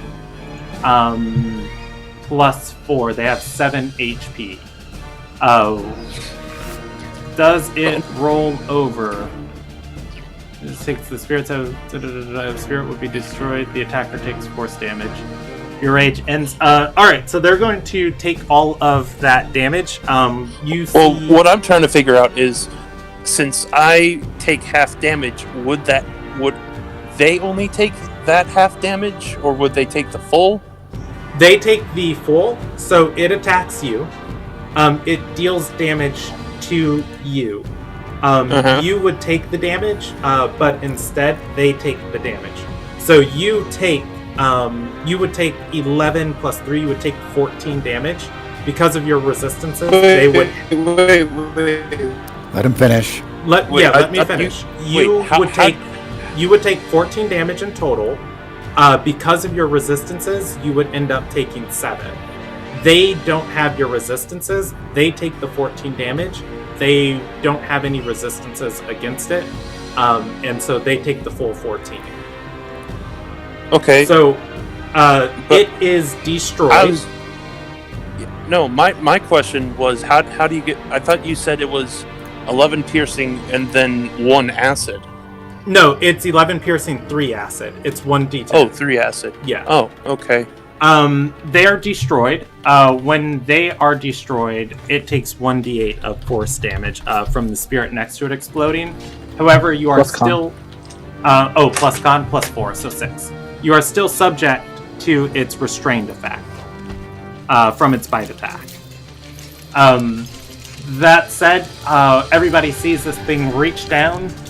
It bites at Regus. The spirit that was there is no longer next to Regus, as there is a poof of force damage. Regus is now in the jaws of this creature as the maw of it is pressing down. That is its legendary action. It's XV's turn. XP's turn. Move right here. And I'm going to cast this on it.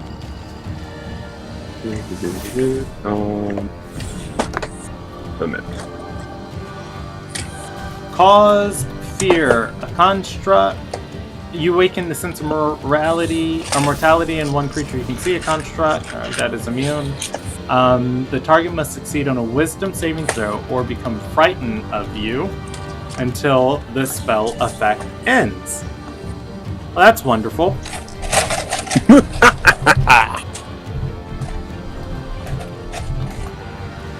Ooh, alright, it is going to pass that. Sadness. You cause fear on it. You see the magic just start to set in on it, but it's not potent enough to affect this whole creature. You have your bonus action if you can do anything with it. Otherwise, it is Brewbark's turn. Actually, I think I can.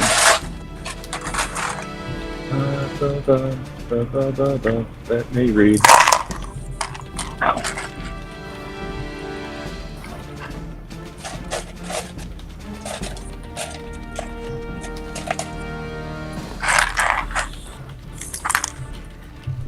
Yes. I shall grasp the deep this nonsense. Summon my tentacle. Okay, roll me that spell attack.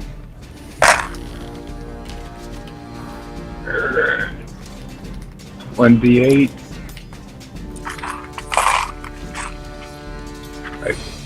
I should have the word tentacle written down.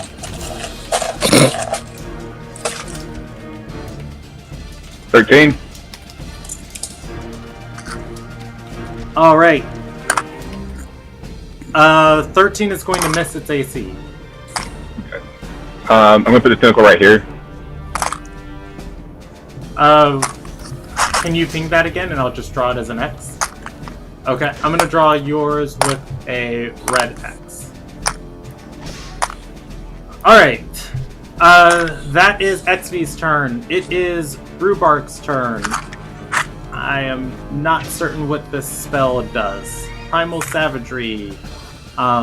Ready to deliver a corrosive attack. Make a melee spell attack against one creature within range. The acid damage. Okay, that's cool.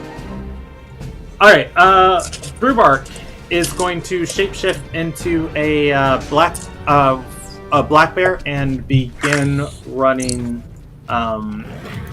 towards this creature.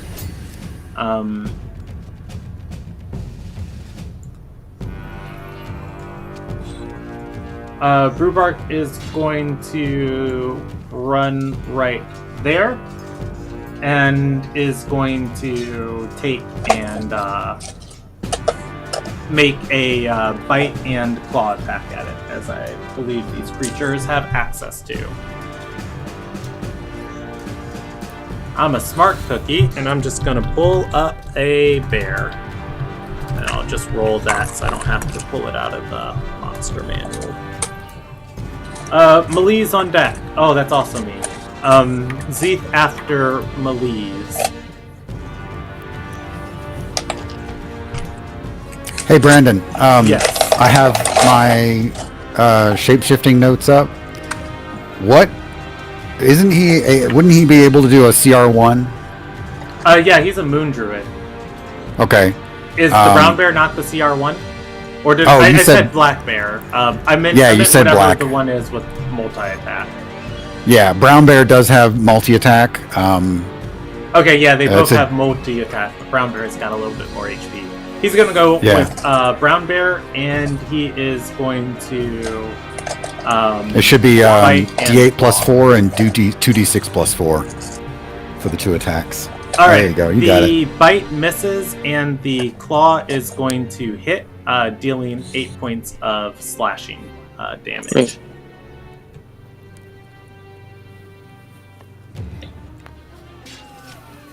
All right, that is Brewbark's turn. It's Malee's turn. Malee's is going to. I'm going to roll. Malee's is going to use all of his movement, climbing up onto the top of this house, and he is going to take an attack at this thing's head. He is currently raging, and he will use his battle axe inside of 2 hands I've never had a player who's played a barbarian and not reckless attacked when they've had the opportunity to. So I'm going to reckless attack, and if I crit him next turn, this is not me setting him up for failure. This is me trying to control his character as he would. Alright, he is going to hit with the first one and miss with the second one, landing a blow and dealing 8 more points of damage to this creature. It is not looking well, however, it is not bloody. That is his turn. Z, your turn. Okay.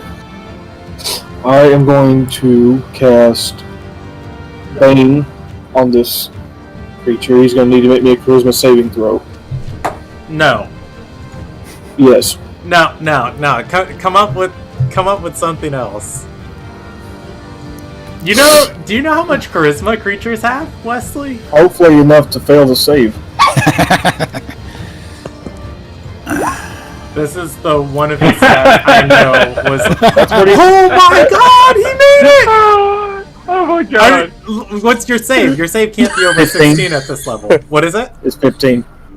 Oh, He only so makes lucky. that on a 19 or a 20. Alright. In that case, I'm going to cast bonus action.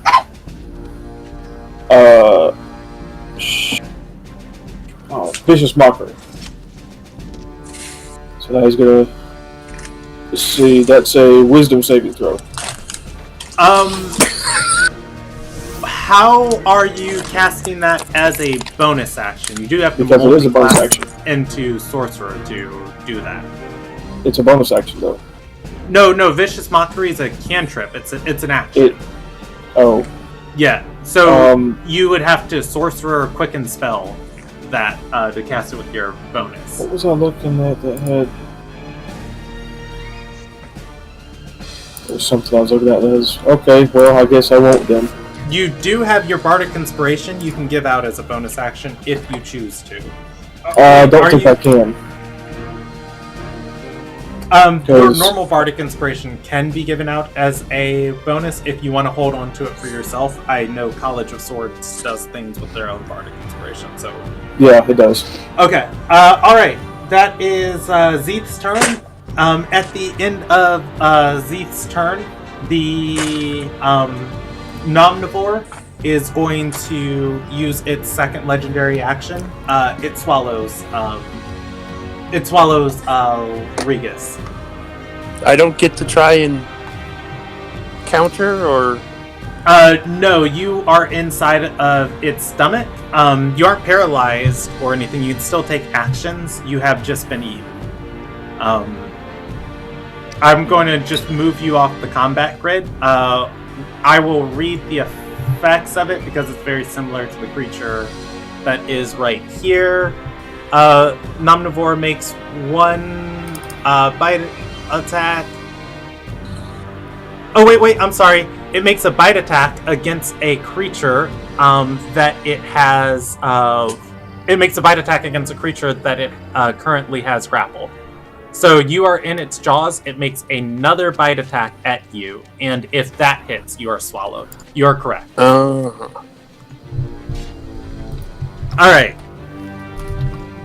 It makes another bite attack at you. It is going to hit, again dealing 1d10 of piercing damage, and then 1d10 of acid damage. You can apply those and half them with your resistances. It's 13 piercing and 5 acid, and then it swallows you. You are blinded and restrained, and you have total cover against all other attacks from outside of its stomach. Oh, wait, hang on 1 second. Where is it? Oh. Where is it on this?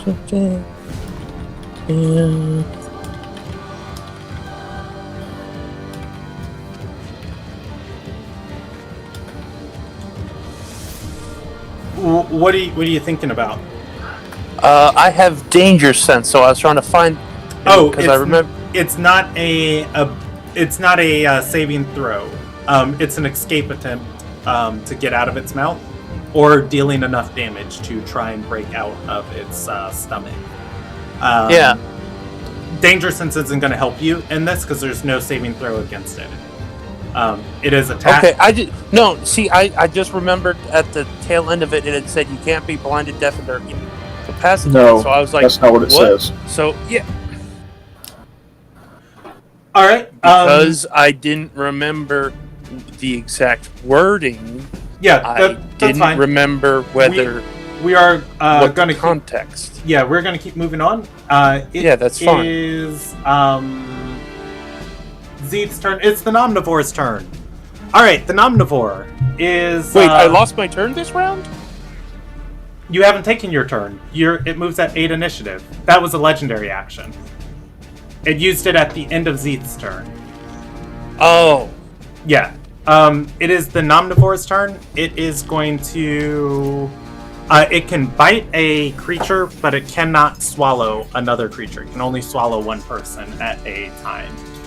It is going to make a bite attack at.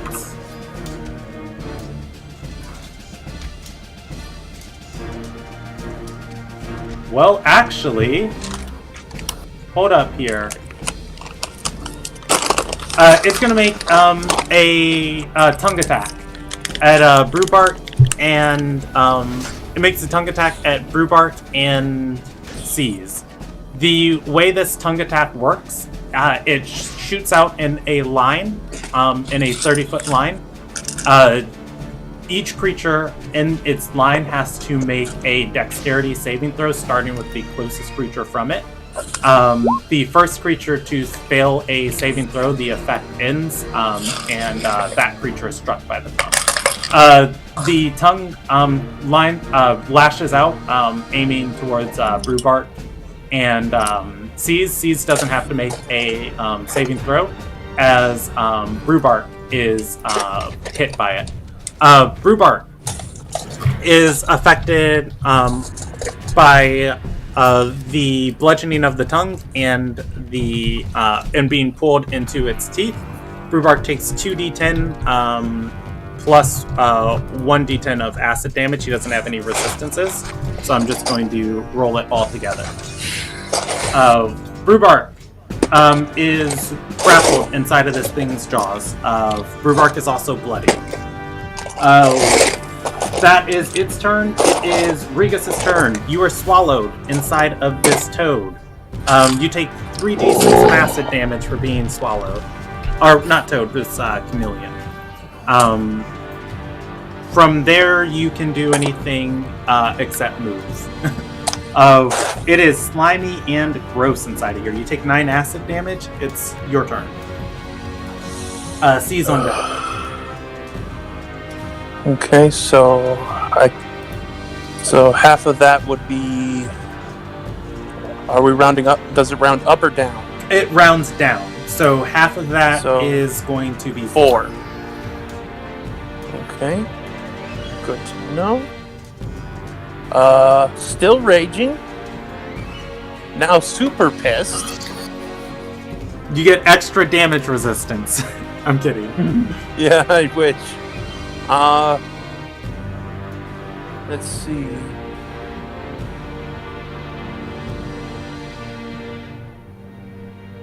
Oh, Since it can't dodge, do I get any bonus to hit or anything? let's see. If the attack hits, the target is swallowed and the grapple ends. The swallowed target is blinded and restrained. It has total cover against attacks and other effects outside the stomach, and it takes 3d6 acid damage at the start of its turns. Only if the swallowed creature is no longer restrained. Let's see. What are the texts of restrained? If you can take actions while you are restrained, then I'm going to lower its AC for you. This one. While you are restrained, a creature's speed becomes 0. Attack rolls against the creature have advantage. The creature's attack rolls have disadvantage.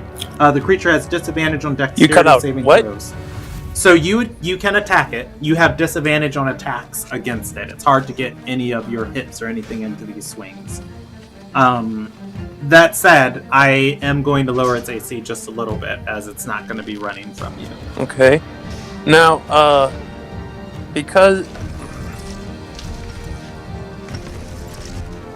if you want to attack it, you is an attack roll disadvantage. technically a type of strength check?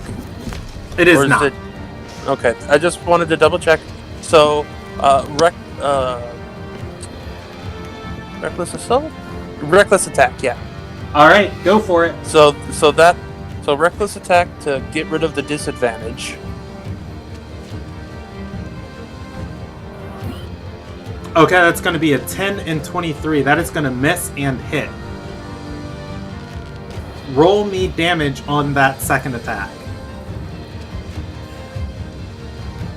Oh, all right. That is going to be 8 points of damage. Everybody on the outside watching this, you're going to see the Nomnivore wince for a moment, as a little bit of blood drips out of its mouth. It is bloodied. It is Caesar's turn. They also see a little bit of its stomach go and bulge out for like half a second. Okay. Well, it's time to run in there and start smacking things. Yeah, that'll just get me there. Hi, guys. Did you leave me some leg? Smack. Guys, real quick. I want to be completely transparent with everything. There were things I needed to describe that I rolled that never happened. So I rolled 2d6 in chat. Those are temporary hit points. This creature, it benefits from its sun lounging trait. While in direct sunlight, you see its scales start to harden and glow. It gains 10 temporary hit points. Those hit points would have applied before it was bloodied, but I forgot to describe that effect. I just rolled it. So I'm going to apply them after it's bloodied. It's still bloodied, but it does have those 10 temporary hit points.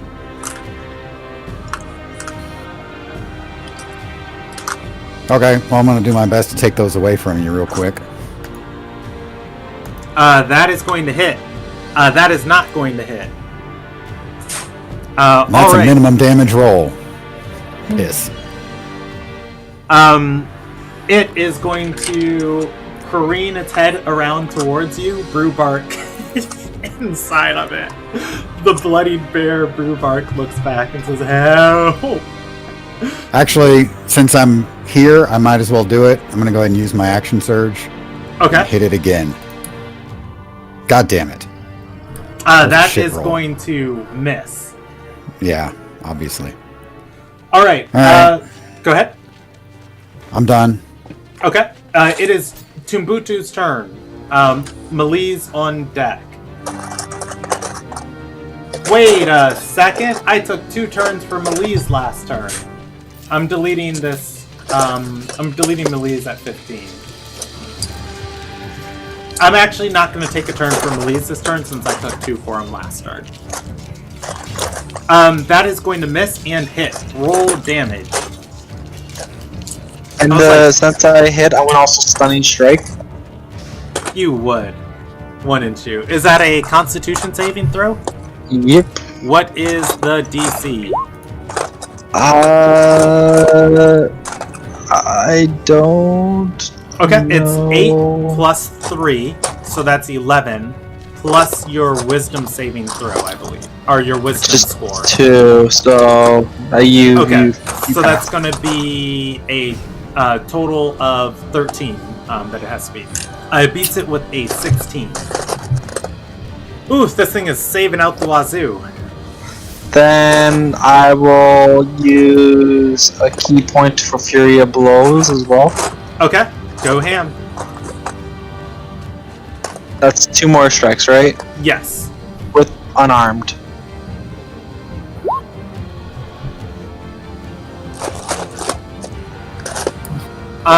That is going to hit and hit.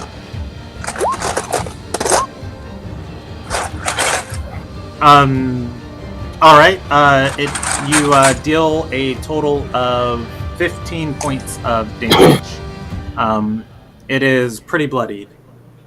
By the way, the damage you guys bloodied it at, 58 points of damage that you guys are aware of.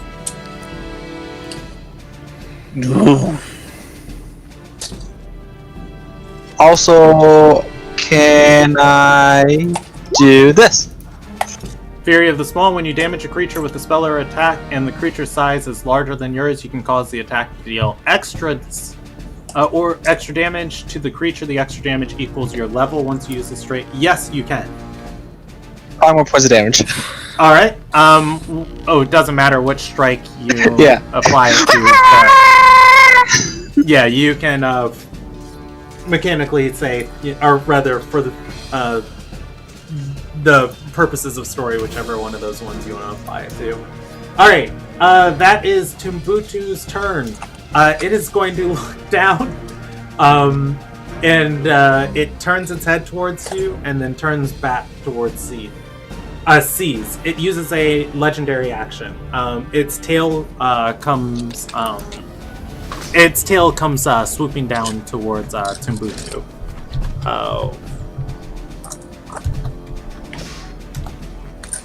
A 14 versus your AC as it crashes into the ground next to you. Are the spirits beside me? The spirit is beside you. Does 14 touch your AC though? No. Okay. It is going to miss. And its tail crashes to the ground next to you. You're able to move out the way.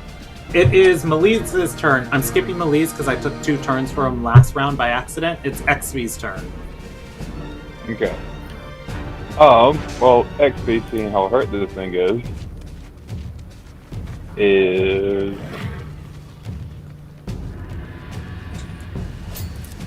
You know what? I'm gonna try and cause fear again. Okay. Just because it hits really hard and I like it to not hit. Go... Oh wait, it has to make a wisdom saving throw. It is going to use its one and only legendary resistance. It was supposed to use this against a stunning strike, but this is fine. This is fair. Alright, it's Brewbark's turn. No, it's not. My bonus action, I'm going to hit it with my tentacle. Oh yeah. Roll me an attack roll. Hey! Nobody's hitting nothing. Ugh. Alright, it is Brewbark's turn.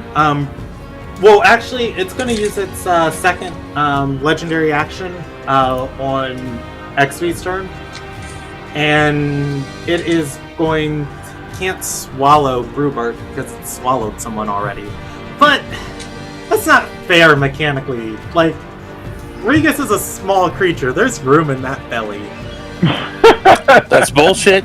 I know. I'm not doing it. I'm not cheating you guys. But like, I feel like the reason why it can't swallow creatures is, because it's just eating away people's action economy. But it's a giant house-sized lizard. It can eat as many people as it wants to. Let's see. It's going to use a legendary action. It can't bite anybody, so I guess it's just got its claw left. All right, it's going to use its claw attack.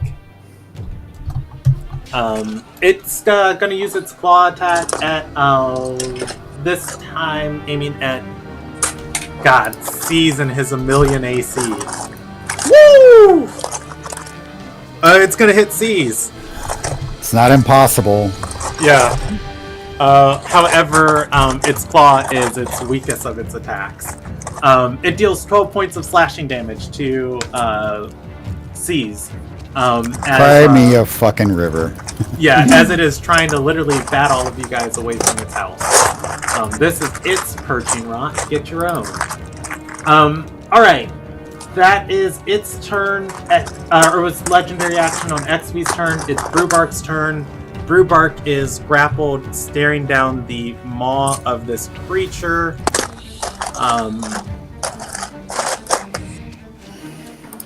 Brewbark is technically restrained from this grapple, which means, does he have disadvantage on trying to get out of this?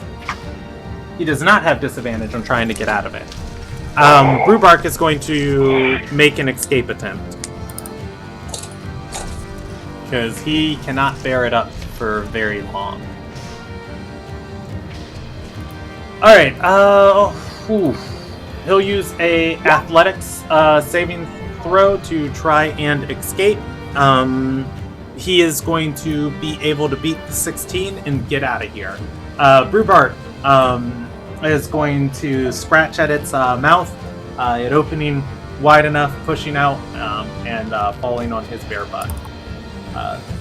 That is his turn. It is Zeet's turn. Alright. Or on deck. It is out of legendary actions. Okay. Checking something real quick.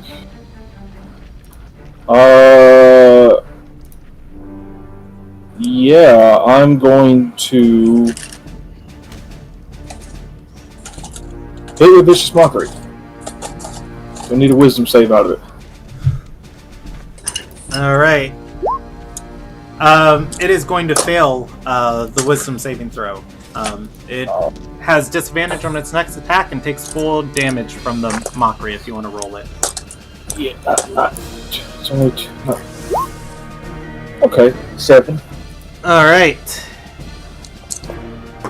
And I am going to 5, 10, 15, 25, 30. Yeah, I'm going to move 30. I'm going to end my movement there. It, on the start of its turn, it benefits from its Sun Lounger. It gains 4 temporary hit points. Oh. Let's see, it's already got one person swallowed. Brewbark broke out of its teeth. Doesn't like that. But I feel like it's not intelligent enough to... really do the most tactically efficient thing here. It's got a action economy to make 3 attacks this round. It can make a bite, a claw, and a tail attack. I'm gonna roll a d4 of who it attacks. 1 Melee's, 2 is C's, 3 is Brewbark, 4 is Tumbutu. 3, its bite attack goes at Brewbark again, which is arguably its most damaging ability. That is going to hit. I'll calculate the damage in a second. Its claw attack is going to go at Tumbutu, which is +6. That is going to hit. Did it roll with disadvantage? Say it again. Did it roll with Its first disadvantage? Its first attack is with disadvantage. You're right. I'm going to re-roll that bite attack at Brewbark with disadvantage. That is going to miss Brewbark, actually. Finally, its tail attack is going towards C's. Alright, and C's is going to be hit by the tail attack. Alright, first the damage at Tumbutu. You take 9 points of damage. The spirit next to you will take that and explode. If you want to roll me a d8, you can. Otherwise, I can roll it in a second. The second is the tail attack at C's. C's, you are going to take a total of 13 bludgeoning damage from the tail. 6 damage plus the con of the caster that did that. Okay. And that is going to be 10 damage reflected back at it. This thing is looking like it is on its last legs as that last spectral spirit blows up. That is its turn. Regus, you take 3d6 acid damage at the start of your turn. You take 6 points of acid damage. It is your turn. Okay, so I took 3 points.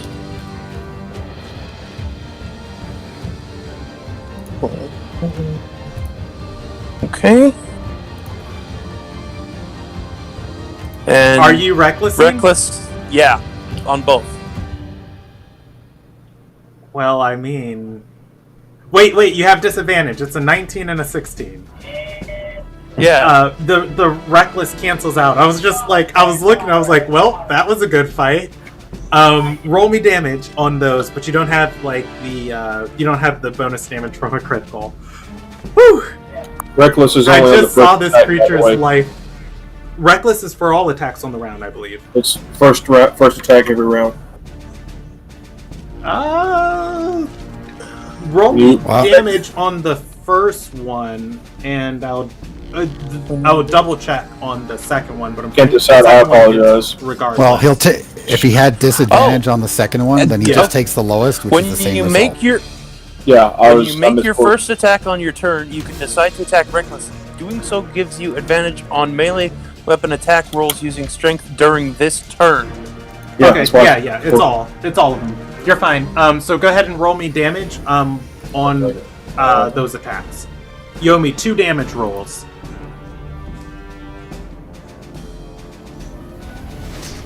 All right.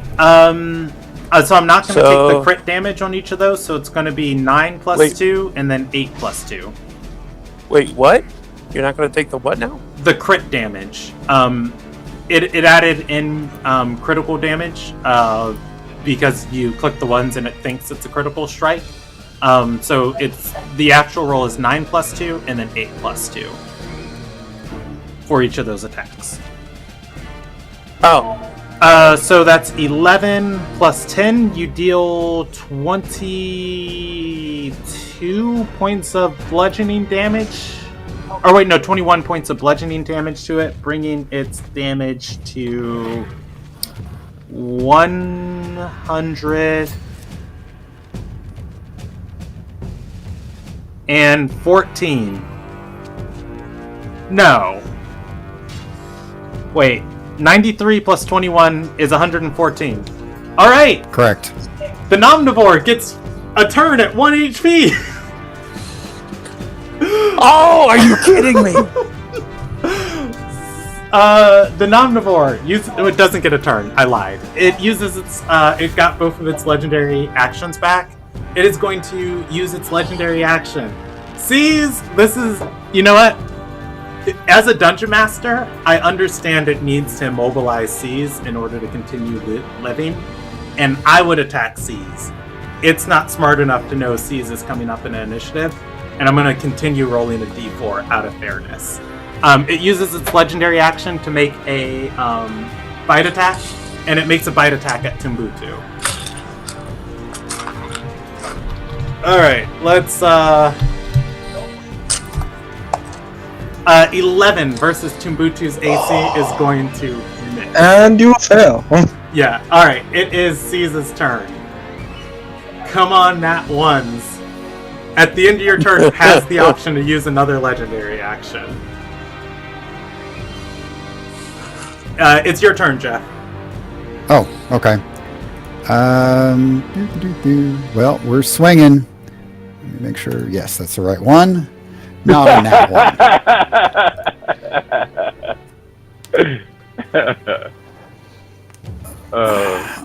That is definitely not in that one. How do you kill it? Climb up on top of it, and you see those big ear-looking things in the picture. He's gonna smack them right between the eyes. All right. Like you feel its skull crush in under the weight of your warhammer. The Nomnivore goes limp. Okay, if the Omnivore dies, a swallow creature is no longer restrained by it, and it can escape from the corpse using 5 feet of movement. Well, I based this off of giant toads, but I added more abilities and edited them. I'm going to rule, since this is not a since this isn't a large creature, it is a huge creature. I'm going to say 15 feet of movement, and you can get out of its stomach. Okay. Hang on a sec. I have a second attack, so he'll take his second swing at the hinge of the jaw, and then stomp on the bottom jaw to like open the hole bigger, and yell down there, "Hey, come on out, quick!"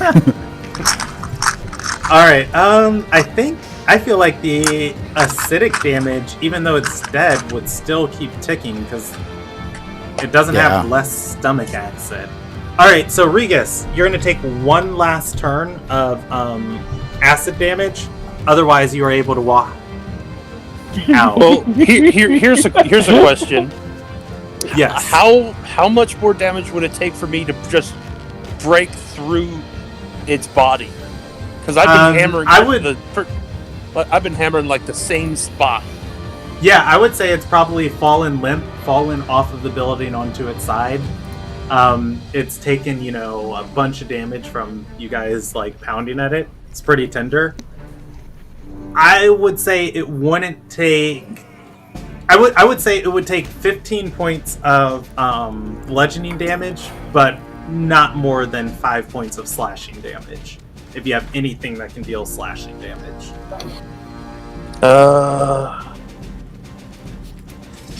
What you looking for? I do have a hand axe. Yeah, go for it. I'm going to say it can't run from you, and you can't not hurt it. I'm pretty sure your minimum damage with that hand axe is going to be 5.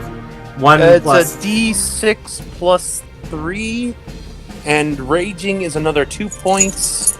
So minimum is 6. Yeah. So you take the hand axe. You're just able to hack into this thing. Carve some flesh away. Hack into this thing. Carve some flesh away. Ah! And you emerge covered in acid. And then like a xenomorph, I burst forth from its stomach, just screaming. And I'm already there, sitting with the ball of alcohol, passing it to you. All right, the Omnivore is dead. Let's see real quick. There's something I wanted to do. Think. Oh, did you take that 15 points of damage and apply it to your character already? Oh, from this last round? Yes. Okay, so 15, divvy that in half, would be another 7. Yeah, if it knocks you unconscious, I'm still comfortable with you hacking your way out. No, I'm nowhere. Okay. I'm not even bloody. I'm at 42 hit points out of 65. What's up? I wanted to do something comedic. Go for it. Alright, since Xvius is spending this entire battle trying to scare it, she's going to walk up to this dead corpse and just growl at it, going grrr. And then nods in self-approval as if it's probably gotten scared of her. Let's do experience, and then we'll pick up here next campaign. Or not next campaign, next session. That was a CR5 creature. And I gave it legendary actions, so I'm going to just tack on an additional 600 experience to it. That said, we'll do... how many party members were there? Z, Malise, XV, Brewbart. Isn't it the normal 7? Regus, yeah, I was just counting out. Divided by 7. Alright, so that is combat experience. And then you guys also technically defeated 2 traps. So I am going to just... I don't remember the challenge rating threshold of traps off the top of my head, so I'm going to put 500 experience for each of those and divide them by 7.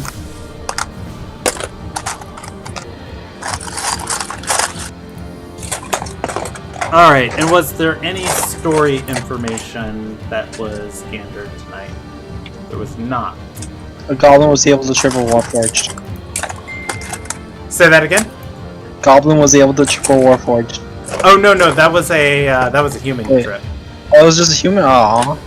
That would have been funny for Just for combat tonight, guys, 5,018 experience for tonight's session. 5,018?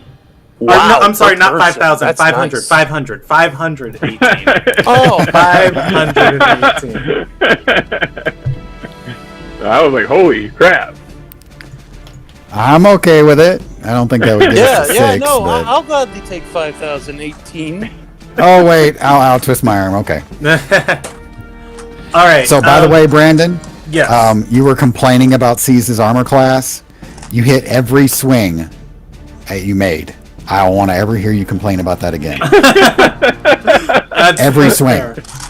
Well, this thing was it had higher stats and modifiers because it was a single creature versus your party. So that's fine. I still don't want to hear it. Yeah, if you guys fight things more unleveled with you, it's going to be a different story. So Jeff, you didn't hear the death screech that Brandon made when he tried to hit Johan one time. Oh, I know Brandon's made some noises trying to hit various characters like Teak, for instance. I saw those double nat 20s on Regis's roll tonight, and I was just like, oh man, I was like wrong for letting you guys level up. This fight was easy, but I'm glad it got like one last death hurrah. It doesn't matter. He still would have critted it. If he critted it, it still would have been over, leveled or not. Yeah. But yeah, it was a good fight. Otherwise, your guys' next session is going to be on the 12th. I will not be here for that. Yeah, I was going to say, I might be traveling, so let's have conversations this week and see if we can play on a Tuesday again, or if we can play next Sunday on the 5th. Tuesdays don't really work for me. Okay, let's try our bestaronies to do the 5th. If it comes down to it, I'm ironing out my travel plans between today and tomorrow. If I know when I'll be in town, because I'll be landing from a flight, if I know I'll be in town in time to run the session, then we'll run it. If not, I might have to cancel your guys' next one. But we'll have those discussions not on air. All right, thank you everybody who was watching this channel. These are all of the people that I go through and pull some cool artwork and music from. Their names are listed here, and where you can find them, definitely check them out. A lot of these people I've sent messages to and talked to, and they're really cool beats. All right, thank you for watching. Bye. Oh my God.